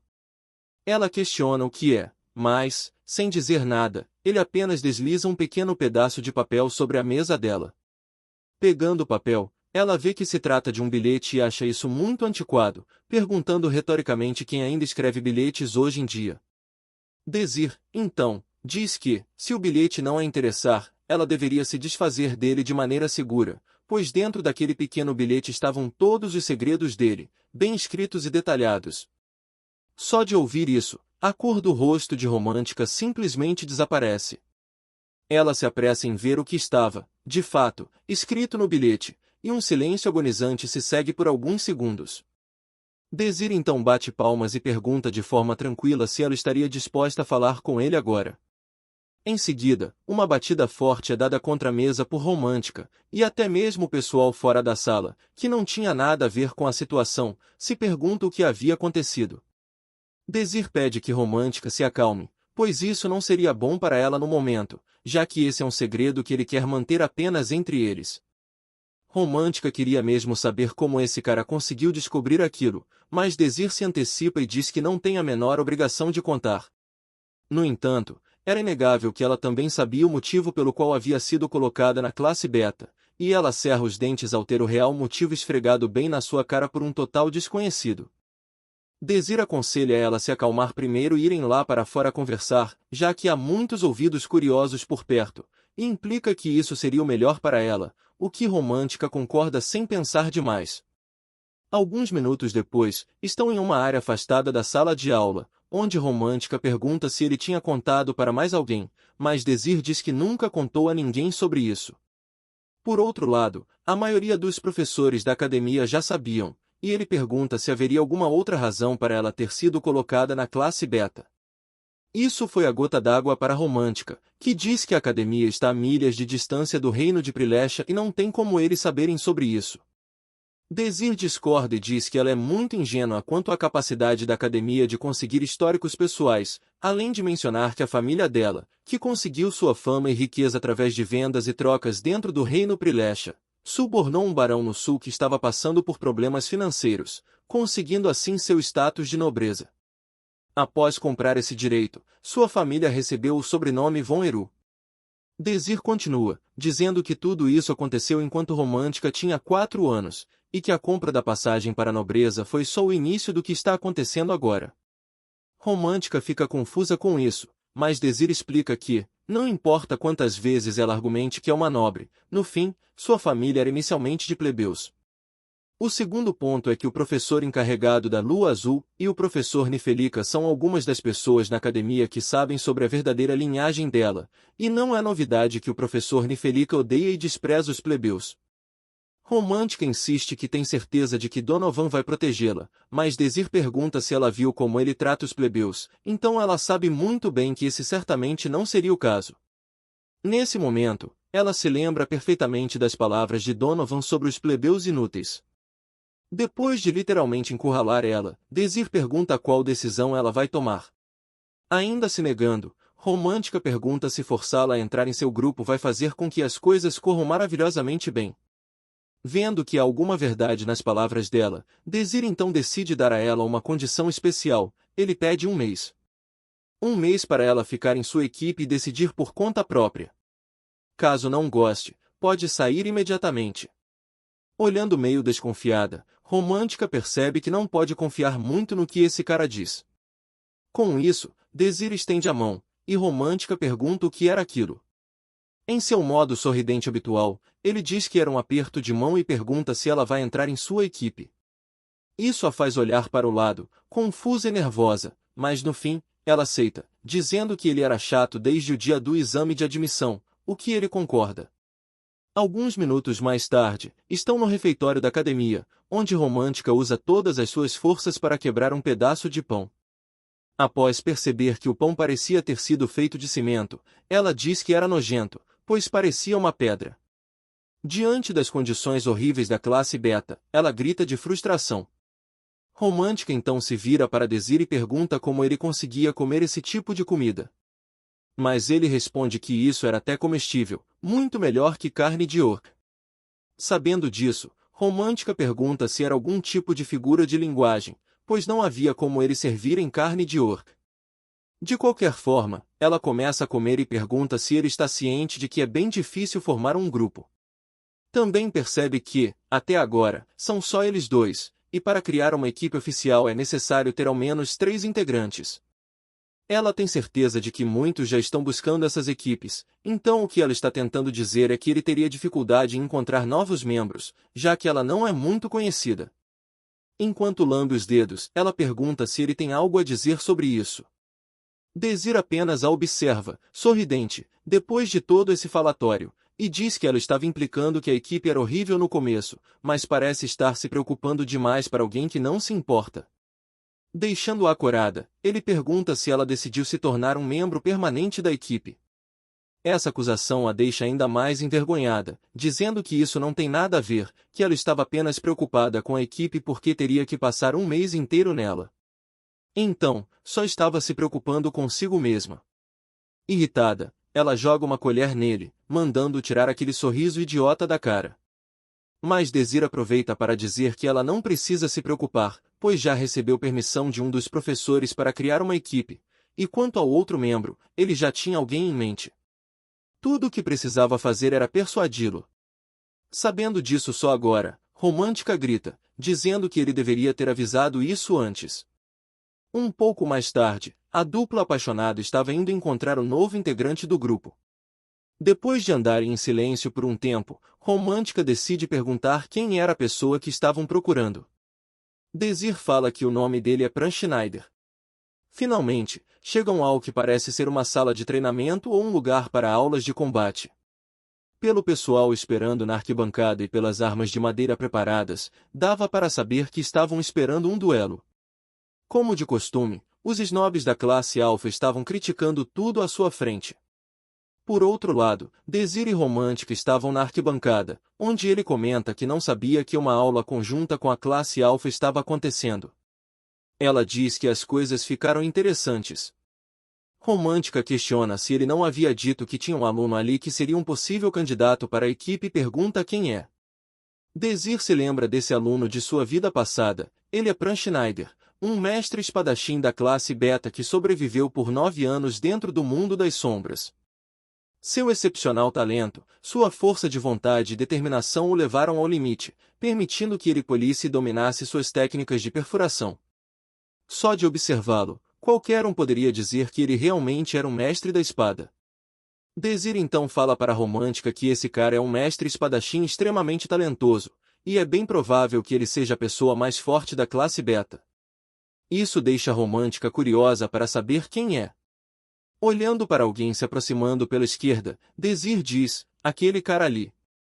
Romântica se vira, procurando tal Pran, e, assim que se vira, percebe um garoto baixinho, de cabelos azuis e feição bem feminina. Vendo Pran pela primeira vez, Romântica pergunta o que uma criança tão fofa e adorável estava fazendo ali. Desir comenta que Pran sempre foi uma pequena joia cativante, e Romântica fala que a figura dele é sem comparação. Já ficando maluquinha, diz que ele é a definição de fofura e pergunta como não estava sabendo dele até agora.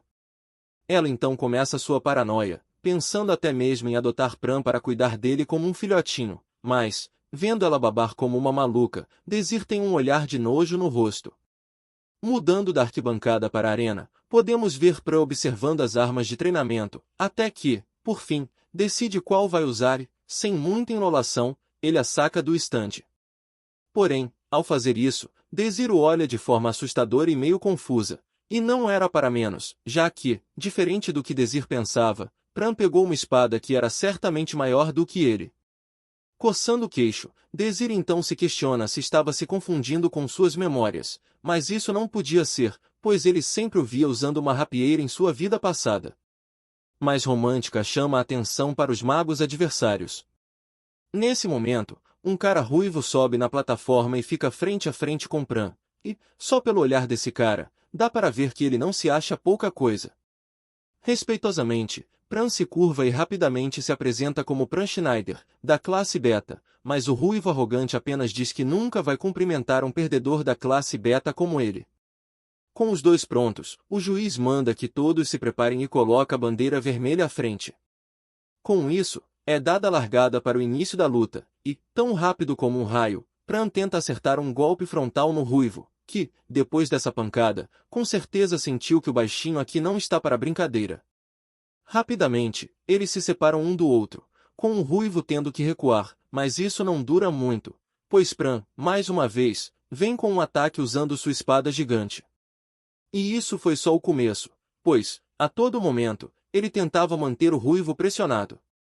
No fim, ele parte para mais um golpe pesado, usando o peso da enorme espada somado à sua força, o que levou a um baita choque entre as duas espadas, que até mesmo forçou o ruivo a dar um passo para trás.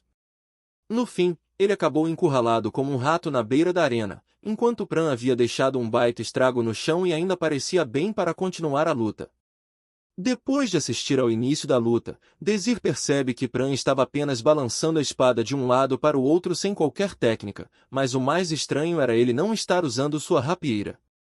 Voltando à arena, os dois ainda estavam se encarando, preparados para uma nova troca de golpes. Dessa vez, quem toma a iniciativa é o ruivo, que vem para cima como um maluco, e Pran se desespera por um momento devido ao peso excessivo de sua espada, o que o deixou com a única opção de se defender, usando a espada como um escudo.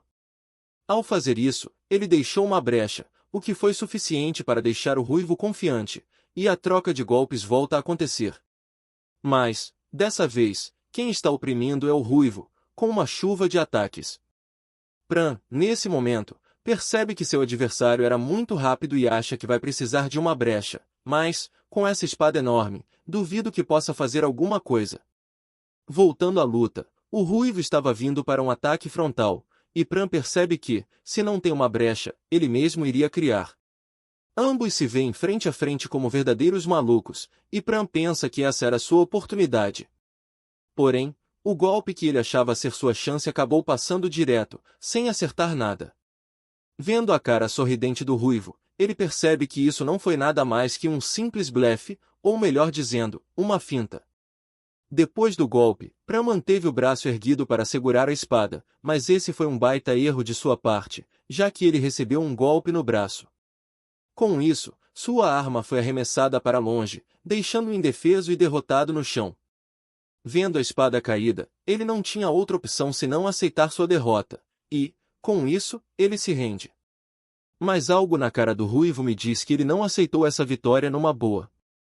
Depois da luta, Romântica pergunta a Dezir se ele não havia dito que esse cara era bom com a espada, questionando se ele era mesmo um mestre espadachim, pois seus movimentos estavam cheios de deslizes que nem um novato cometeria. Ela ressalta que ele até pode ser adorável e tudo mais, mas suas habilidades eram decepcionantes, e pergunta a Dezir se ele não acha que seria melhor procurar em outra pessoa para entrar na equipe. Mas Dezir, por mais que tenha visto a luta com os próprios olhos, ainda não acreditava no que aconteceu. Nesse momento, Pran estava saindo da arena com a derrota bem gravada em sua mente, mas, repentinamente, ele se vira à direita do Ruivo. Até mesmo Dezir, que estava na arquibancada, se levantou abruptamente de seu lugar, e o motivo já era claro: um Ruivo furioso estava vindo com um soco na direção de Pran, e Dezir grita da arquibancada, perguntando o que ele achava que estava fazendo. Mas, creio eu que dá para ver bem o que o Ruivo está fazendo, ele está literalmente enfiando a porrada na cara do Pran. Os gritos insistentes ainda permaneciam, perguntando o que o Ruivo achava que estava fazendo. Enquanto o Ruivo não dava a mínima para o apelo dos betas, Dezir está indo em sua direção, furioso. O Ruivo ainda diz que esses lixos beta são mesmo nojentos, o que deixa os espectadores ainda mais irritados. Mas o Ruivo, que não dá a mínima, vai em direção à sua espada, enquanto Dezir está indo ajudar Pran. Ele aponta a espada bem na cara de Dezir e diz que ele deveria se calar e sair dali se não quisesse acabar como um nanico de cabelo azul. Ignorando isso, Dezir apenas pergunta qual o problema do Ruivo. Pran tenta se levantar depois de ter perdido a consciência por causa dos golpes, e Dezir tenta ajudá-lo, mas o pobre garoto estava com a cara arrebentada. Enquanto o Ruivo falava merda, dizendo que ele foi uma decepção, Pran pergunta se, mesmo sendo um estudante da classe alfa, ele ainda era carente de honra, e questiona se seu orgulho tinha sido ferido ao ponto de ter que usar tudo ao seu alcance contra um simples estudante beta como ele. Mas acho que essa não é a melhor hora para o fofinho azul aqui tirar sarro da cara dos outros, pois esse comentário deixou o Ruivo a ponto de explodir enquanto segura firme sua espada. Sem qualquer aviso, ele apenas se aproxima em silêncio da nossa dupla de betas, e repentinamente, desfere um golpe com toda a sua força na direção da cabeça de Pran. Nosso pequeno exímio espadachim fecha os olhos em antecipação ao golpe, porém ele apenas escuta um som de baque. Em seguida, algo molhado começa a respingar sobre seu rosto. Ele vê a sombra de algo impedindo sua visão, algo o protegendo. E ele tinha razão, pois aquilo era o braço de Dezir, que recebeu um baita golpe para proteger Pran de danos mais severos. A força imposta no golpe foi tanta que a espada de treinamento se quebrou, e Dezir pergunta se ele estava tentando atacar Pran novamente. Nisso, o pedaço que se dividiu da espada é lançado para trás, chamando a atenção de Pran. Por outro lado, o Ruivo estava incrédulo com o que acabou de acontecer, pois esse beta não só foi capaz de bloquear seu ataque, como também de ver através de sua velocidade. Irritado, ele pergunta a Dezir, e daí se eu quiser atacá-lo mais uma vez? Porém, Dezir olha com uma cara de desprezo para o Ruivo enquanto fala que a disputa acabou e ele já tinha vencido. Ele questiona o que mais o Ruivo queria. Apenas esse olhar cheio de intenção assassina foi o suficiente para fazer o Ruivo se borrar de medo. Sentindo essa aura ameaçadora vinda de Dezir, o Ruivo pensa que já sentiu isso antes. Voltando às memórias do Ruivo, uma versão mais jovem dele se vê em uma situação similar, mas um servo tenta apaziguar o conflito. O ruivo vai na direção de alguém e diz que era culpa daquele plebeu que ficou perambulando próximo à sua mansão, e que ele tinha merecido ser espancado. Como se não fosse o bastante, ele alega que não fez nada de errado.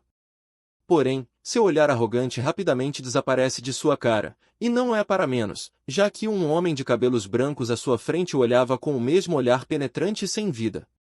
Voltando à arena, o ruivo saiu, dizendo que os betas são mesmo um saco. Desir retruca, dizendo que ele teve sorte de não ter nenhum professor por perto para ver o que ele fez. Mas o ruivo, ainda arrogante, diz que não quer receber lição de moral de um plebeu imundo e manda Desir calar a boca.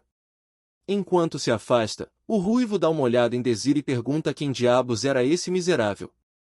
O tempo se passa e estamos agora em outra sala, onde Desir está recebendo tratamento e reclamando da dor. Romântica pede para ele parar com o show e avisa que é por esse motivo que ele não deveria ter intervindo daquele jeito. Pran preocupado pergunta se Desir está com muitas dores, mas Romântica dá risada da situação e diz que vê-lo nesse estado era gratificante, e certamente isso foi o karma por ele ter caçoado tanto dela durante o exame de admissão. Com isso, o curativo é finalizado, e Desir olha para ele, um pouco confuso, já que era meio fofo demais.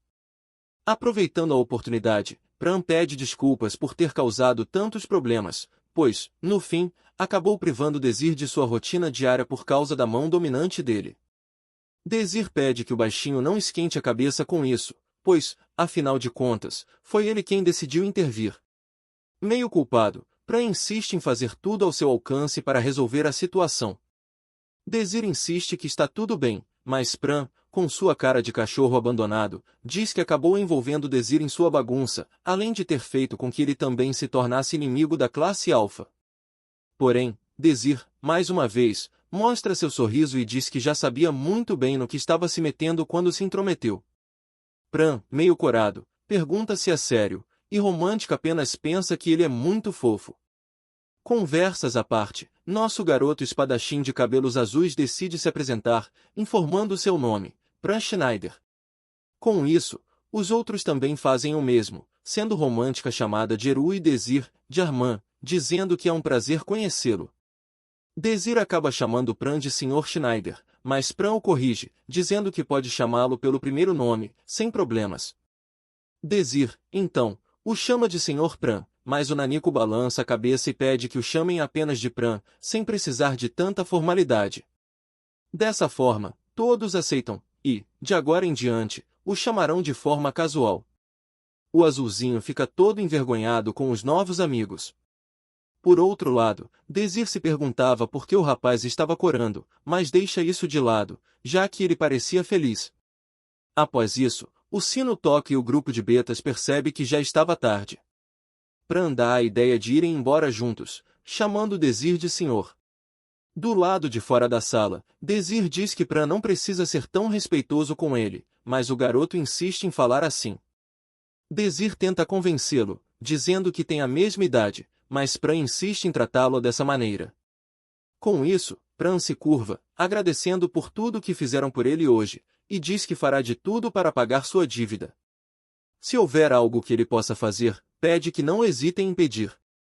Ouvindo isso, Desir fica pensando em algo que Pran poderia fazer, e a criança já estava toda alegre, dizendo que faria qualquer coisa. Dito isso, Desir pede que Pran entre em sua equipe, já avisando que não era uma grande equipe. Antes de terminar, ele já escuta uma resposta positiva vinda de Pran, que fala todo empolgado que vai entrar na equipe deles. Nesse momento, tanto Romântica quanto Desir perguntam se ele estava mesmo certo disso, e ele confirma mais uma vez. Já no outro dia, nosso time dos sonhos está à frente de uma grande porta, onde Romântica pergunta se Desir marcou mesmo 1 hora, e ele confirma, enquanto pede que ela não se preocupe tanto. No momento seguinte, uma batida acontece na porta, e lá dentro temos uma presença bem conhecida os esperando.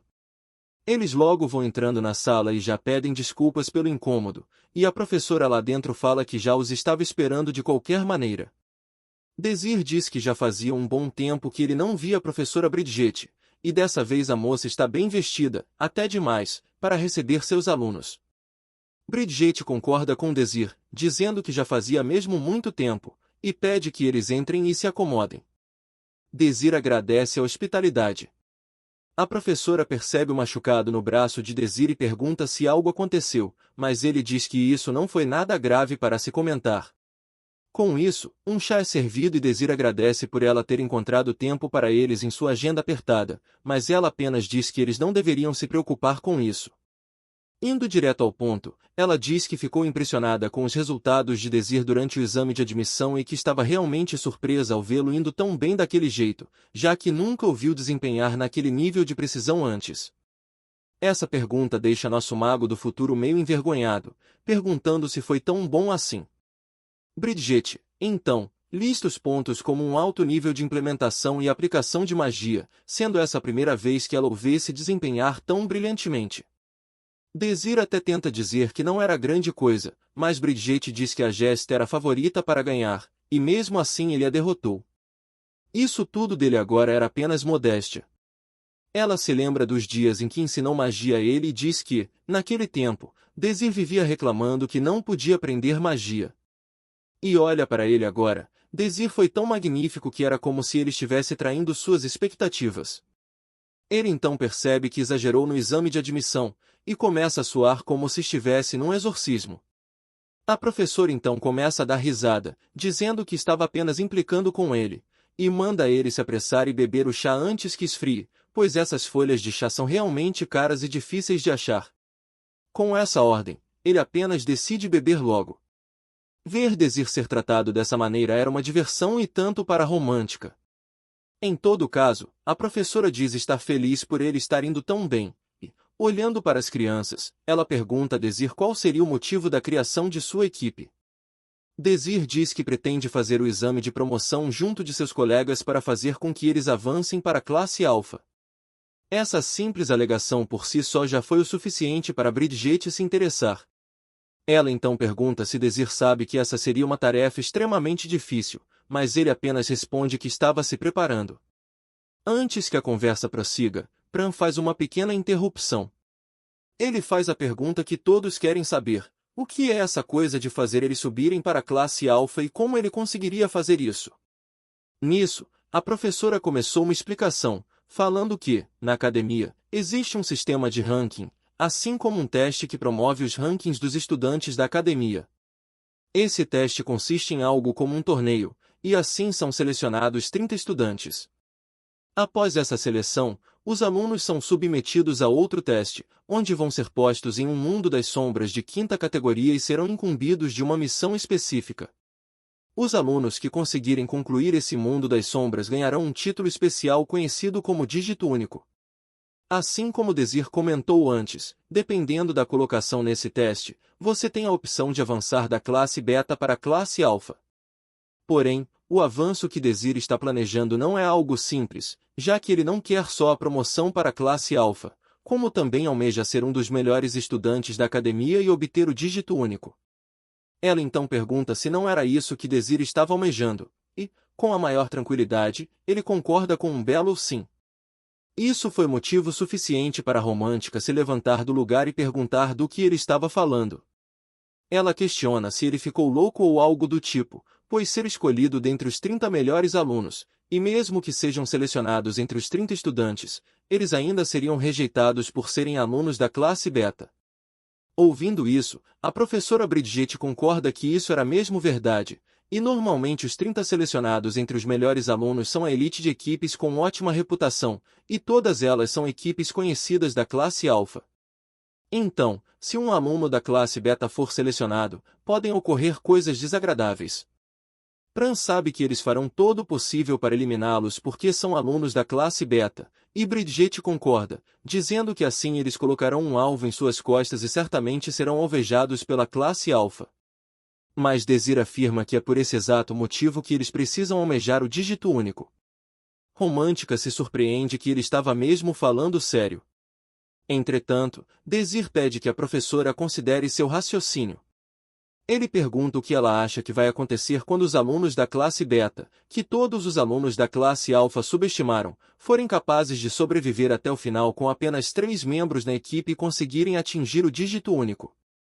Ouvindo isso, Bridget presta mais atenção nos propósitos de Désir, e ele continua e repete as falas dos professores, dizendo que não ensinarão aos alunos da classe beta sem talento. Essas declarações usadas pela classe alfa seriam reveladas como meros pretextos. Caso consigam essa façanha, isso se tornará um sinal, um indício de que essas discriminações ridículas devem mudar. Depois dessas palavras incríveis ditas por Désir, a professora acaba cedendo e permite a criação da equipe. Porém, antes de dar seu total aval, ela precisa confirmar algumas coisas. Com isso, ela chama por Romântica Eru e Pran Schneider, pois vai precisar do consentimento deles. Ela pergunta se, após escutarem o que Désir acabou de falar, eles ainda desejam participar da equipe dele. O dia agora é outro, e estamos frente a um enorme complexo dentro da academia. Esse local, guardado por uma enorme estátua, é o centro de treinamento da Academia Vrion. Mais adiante, podemos ver a arena de luta MOE e a arena de batalha de larga escala.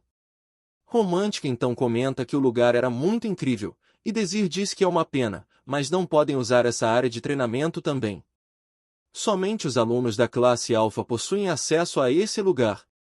Pran comenta que os alunos da classe alfa têm muita sorte, e ele conta que, se pudessem usar esse espaço também, seria eternamente leal à Academia Vrion.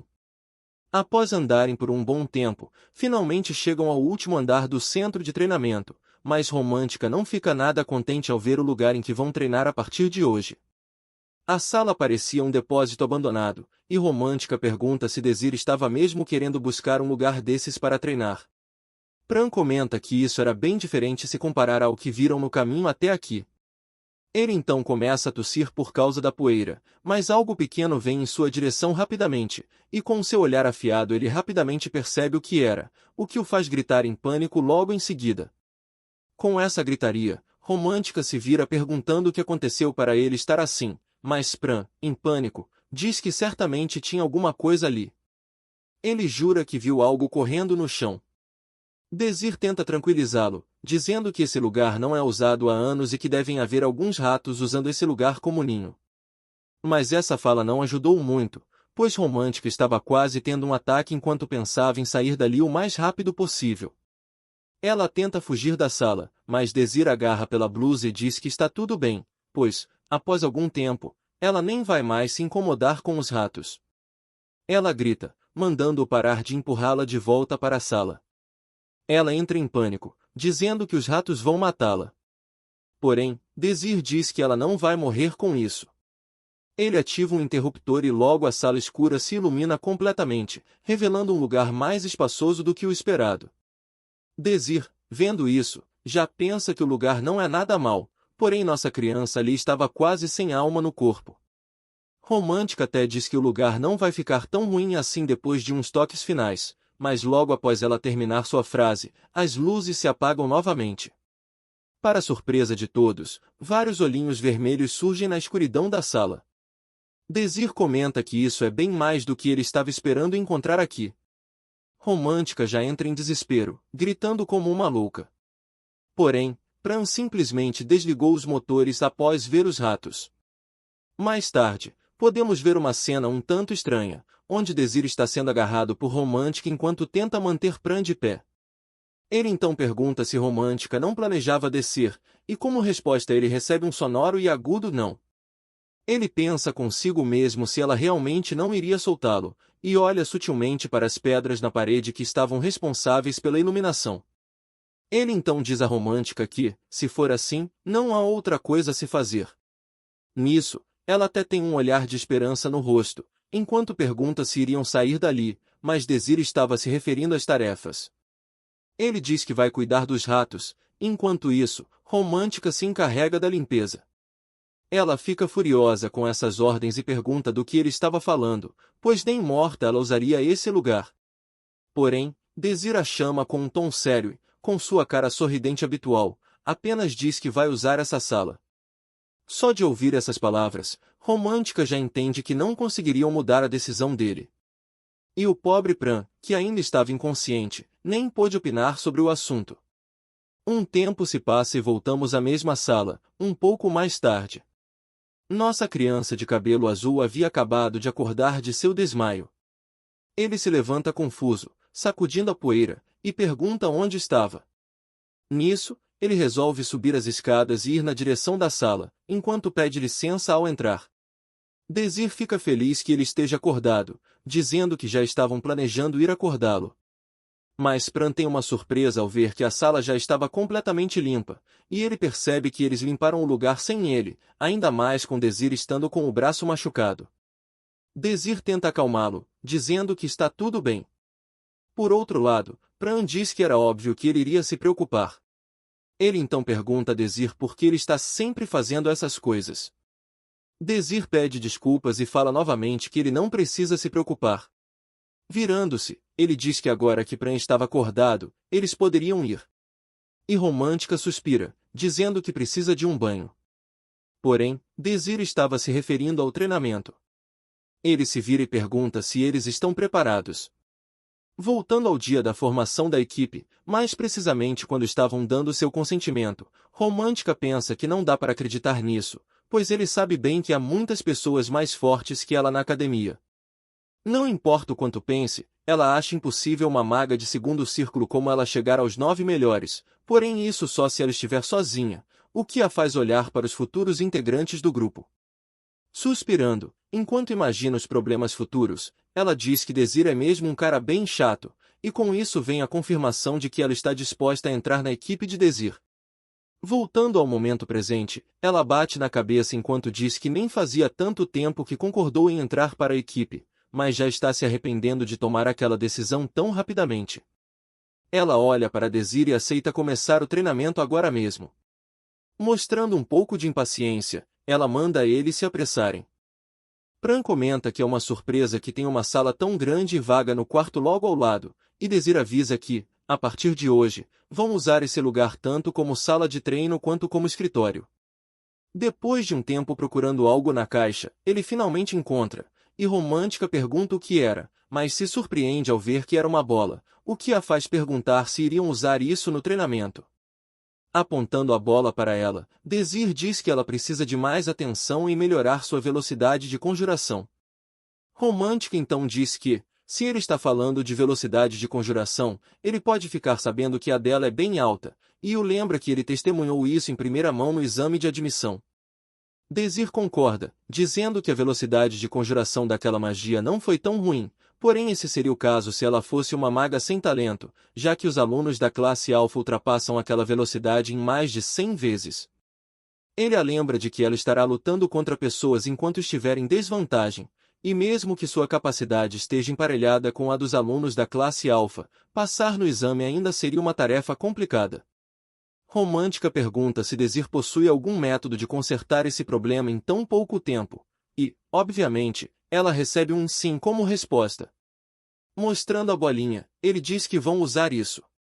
Ele explica que, a partir de hoje, ela irá usar isso como parte de seu treinamento e aprenderá a conjuração sem encantamento. Confusa, ela pergunta o que seria conjuração sem encantamento e questiona se ele sabe que isso era impossível. Mas Désir discorda e diz que isso é totalmente possível, ela só não sabe ainda como fazer. Ele então explica que um feitiço normalmente é ativado após sua conjuração, mas com conjuração sem palavras de encantamento, você é capaz de lançar o feitiço quase que imediatamente. Romântica ainda continua cética sobre isso, já que essa teoria só fazia sentido na prática, mas Désir novamente fala que é completamente possível, já que ele conheceu alguém que era capaz de conjurar sem encantamento. Em seu pensamento, Désir revela que a pessoa que conseguiu isso antes foi ela mesma. Para convencê-la de vez, Désir fala que, se ela não quiser tentar, é bom se contentar em continuar comendo o pão duro da cantina dos betas. Meio irritada, ela suspira e pergunta o que deveria fazer para começar. Em seguida, Désir entrega a bola e desenha um círculo em volta dela e outro um pouco mais longe. Ela questiona em voz alta o que era aquilo, e Désir manda que ela mova essa bola até o outro círculo mais à frente. Antes que ela tente, Désir a impede de arremessar a bola usando a força.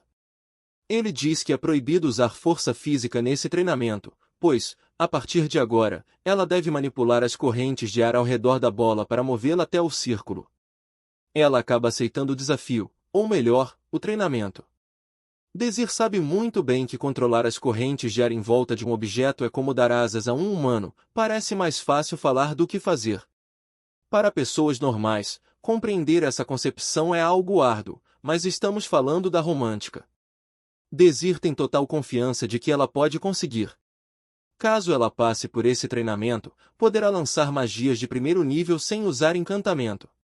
Pela demora, Desir decide avisá-la de que a bola não vai se mover se ela apenas ficar encarando. Irritada, ela diz que já sabe disso. Então Desir decide dar uma dica e pergunta se ela lembra da magia que usou mais cedo na hora da limpeza. Um pouco mais cedo, ela havia usado uma magia de vendaval para mover um caixote, pois, naquela hora, o caixote era muito pesado.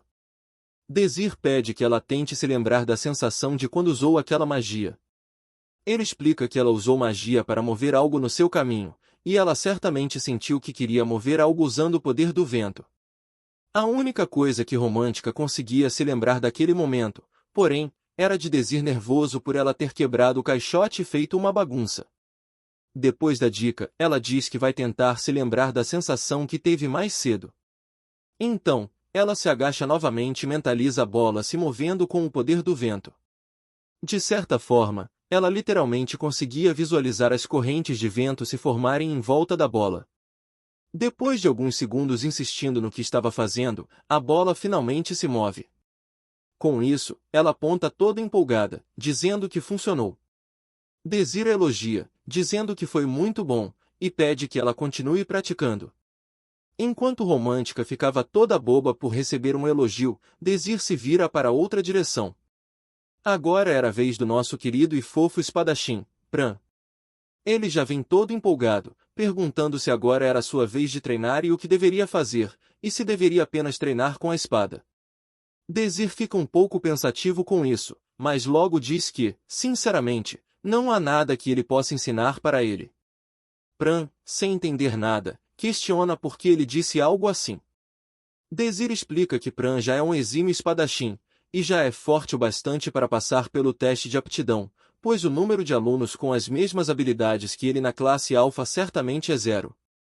Após ouvir isso, Pran pergunta se isso era mesmo sério, mas Desir pensa que esse seria o caso se ele estivesse usando sua rapieira ao invés de uma espada longa. No passado, ou melhor, no futuro, Pran, empunhando sua rapieira luz prateada, atacou sozinho as linhas de frente inimigas. A bela demonstração de poder com a espada fez com que ele se destacasse entre os sobreviventes. Sabendo disso, Desir pede para fazer uma pergunta a Pran, e ele não tem objeção. Desir faz a pergunta derradeira, questionando o motivo de Pran não estar usando sua rapieira. Uma pergunta simples, mas que fez o pequeno Pran ficar completamente em choque. Ele então pergunta como Desir sabia que ele já usou uma rapieira antes e se precisa mesmo falar desse motivo com ele. Mas Desir insiste, pois esse é um problema envolvendo as forças e fraquezas da equipe, então era sim necessário ter essa conversa. Nesse caso, Pran pede que Desir o acompanhe por um momento.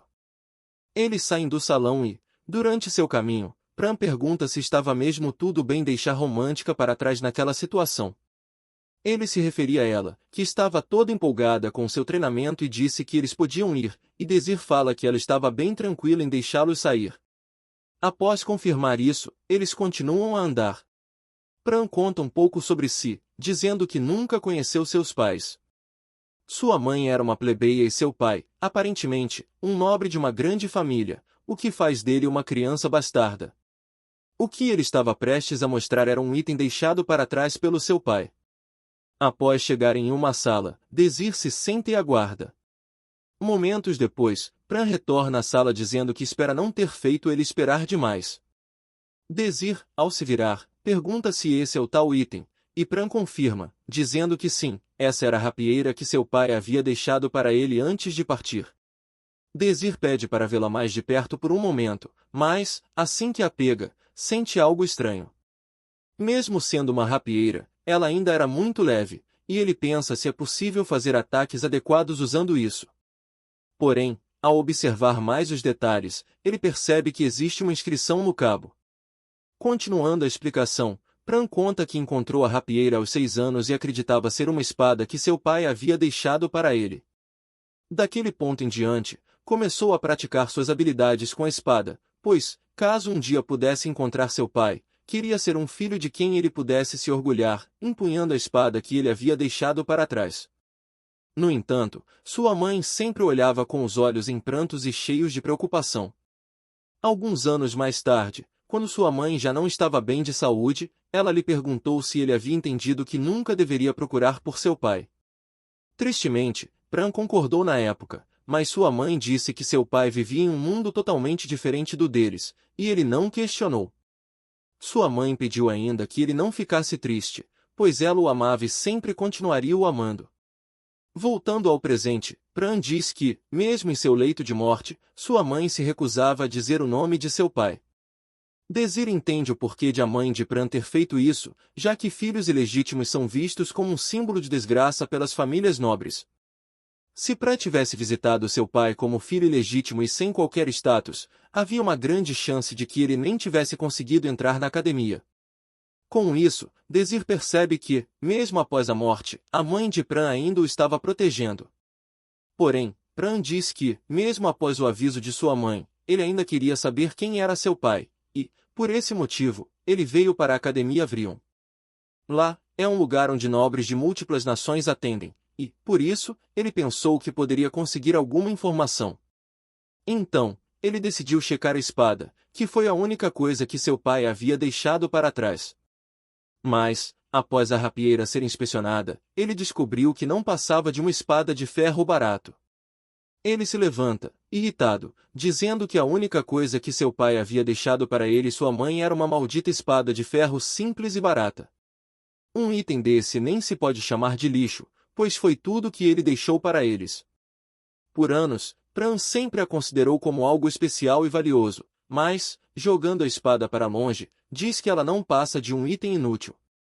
Pran não aguenta e desaba, após desabafar que sempre acreditou na espada que seu pai havia deixado para ele, mas pensar que tudo isso não passou de uma ilusão apenas o deixa com o coração apertado.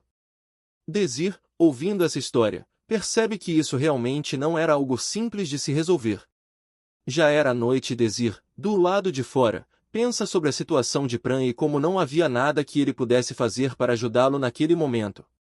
Ele reflete que, se sua memória não estiver lhe pregando peças, Pran com toda certeza usava uma rapieira em sua vida passada. Ele está certo de que o Pran da sua vida passada também não viveu uma vida muito diferente de agora. Então, Desir quer saber o que fez Pran mudar de ideia e passar a usar a rapieira novamente. Porém, ele para pensar em algo e se lembra da rapieira de brilho prateado. Ao compará-la com a que Pran havia mostrado antes, Desir tem certeza de que já a havia visto em sua vida passada.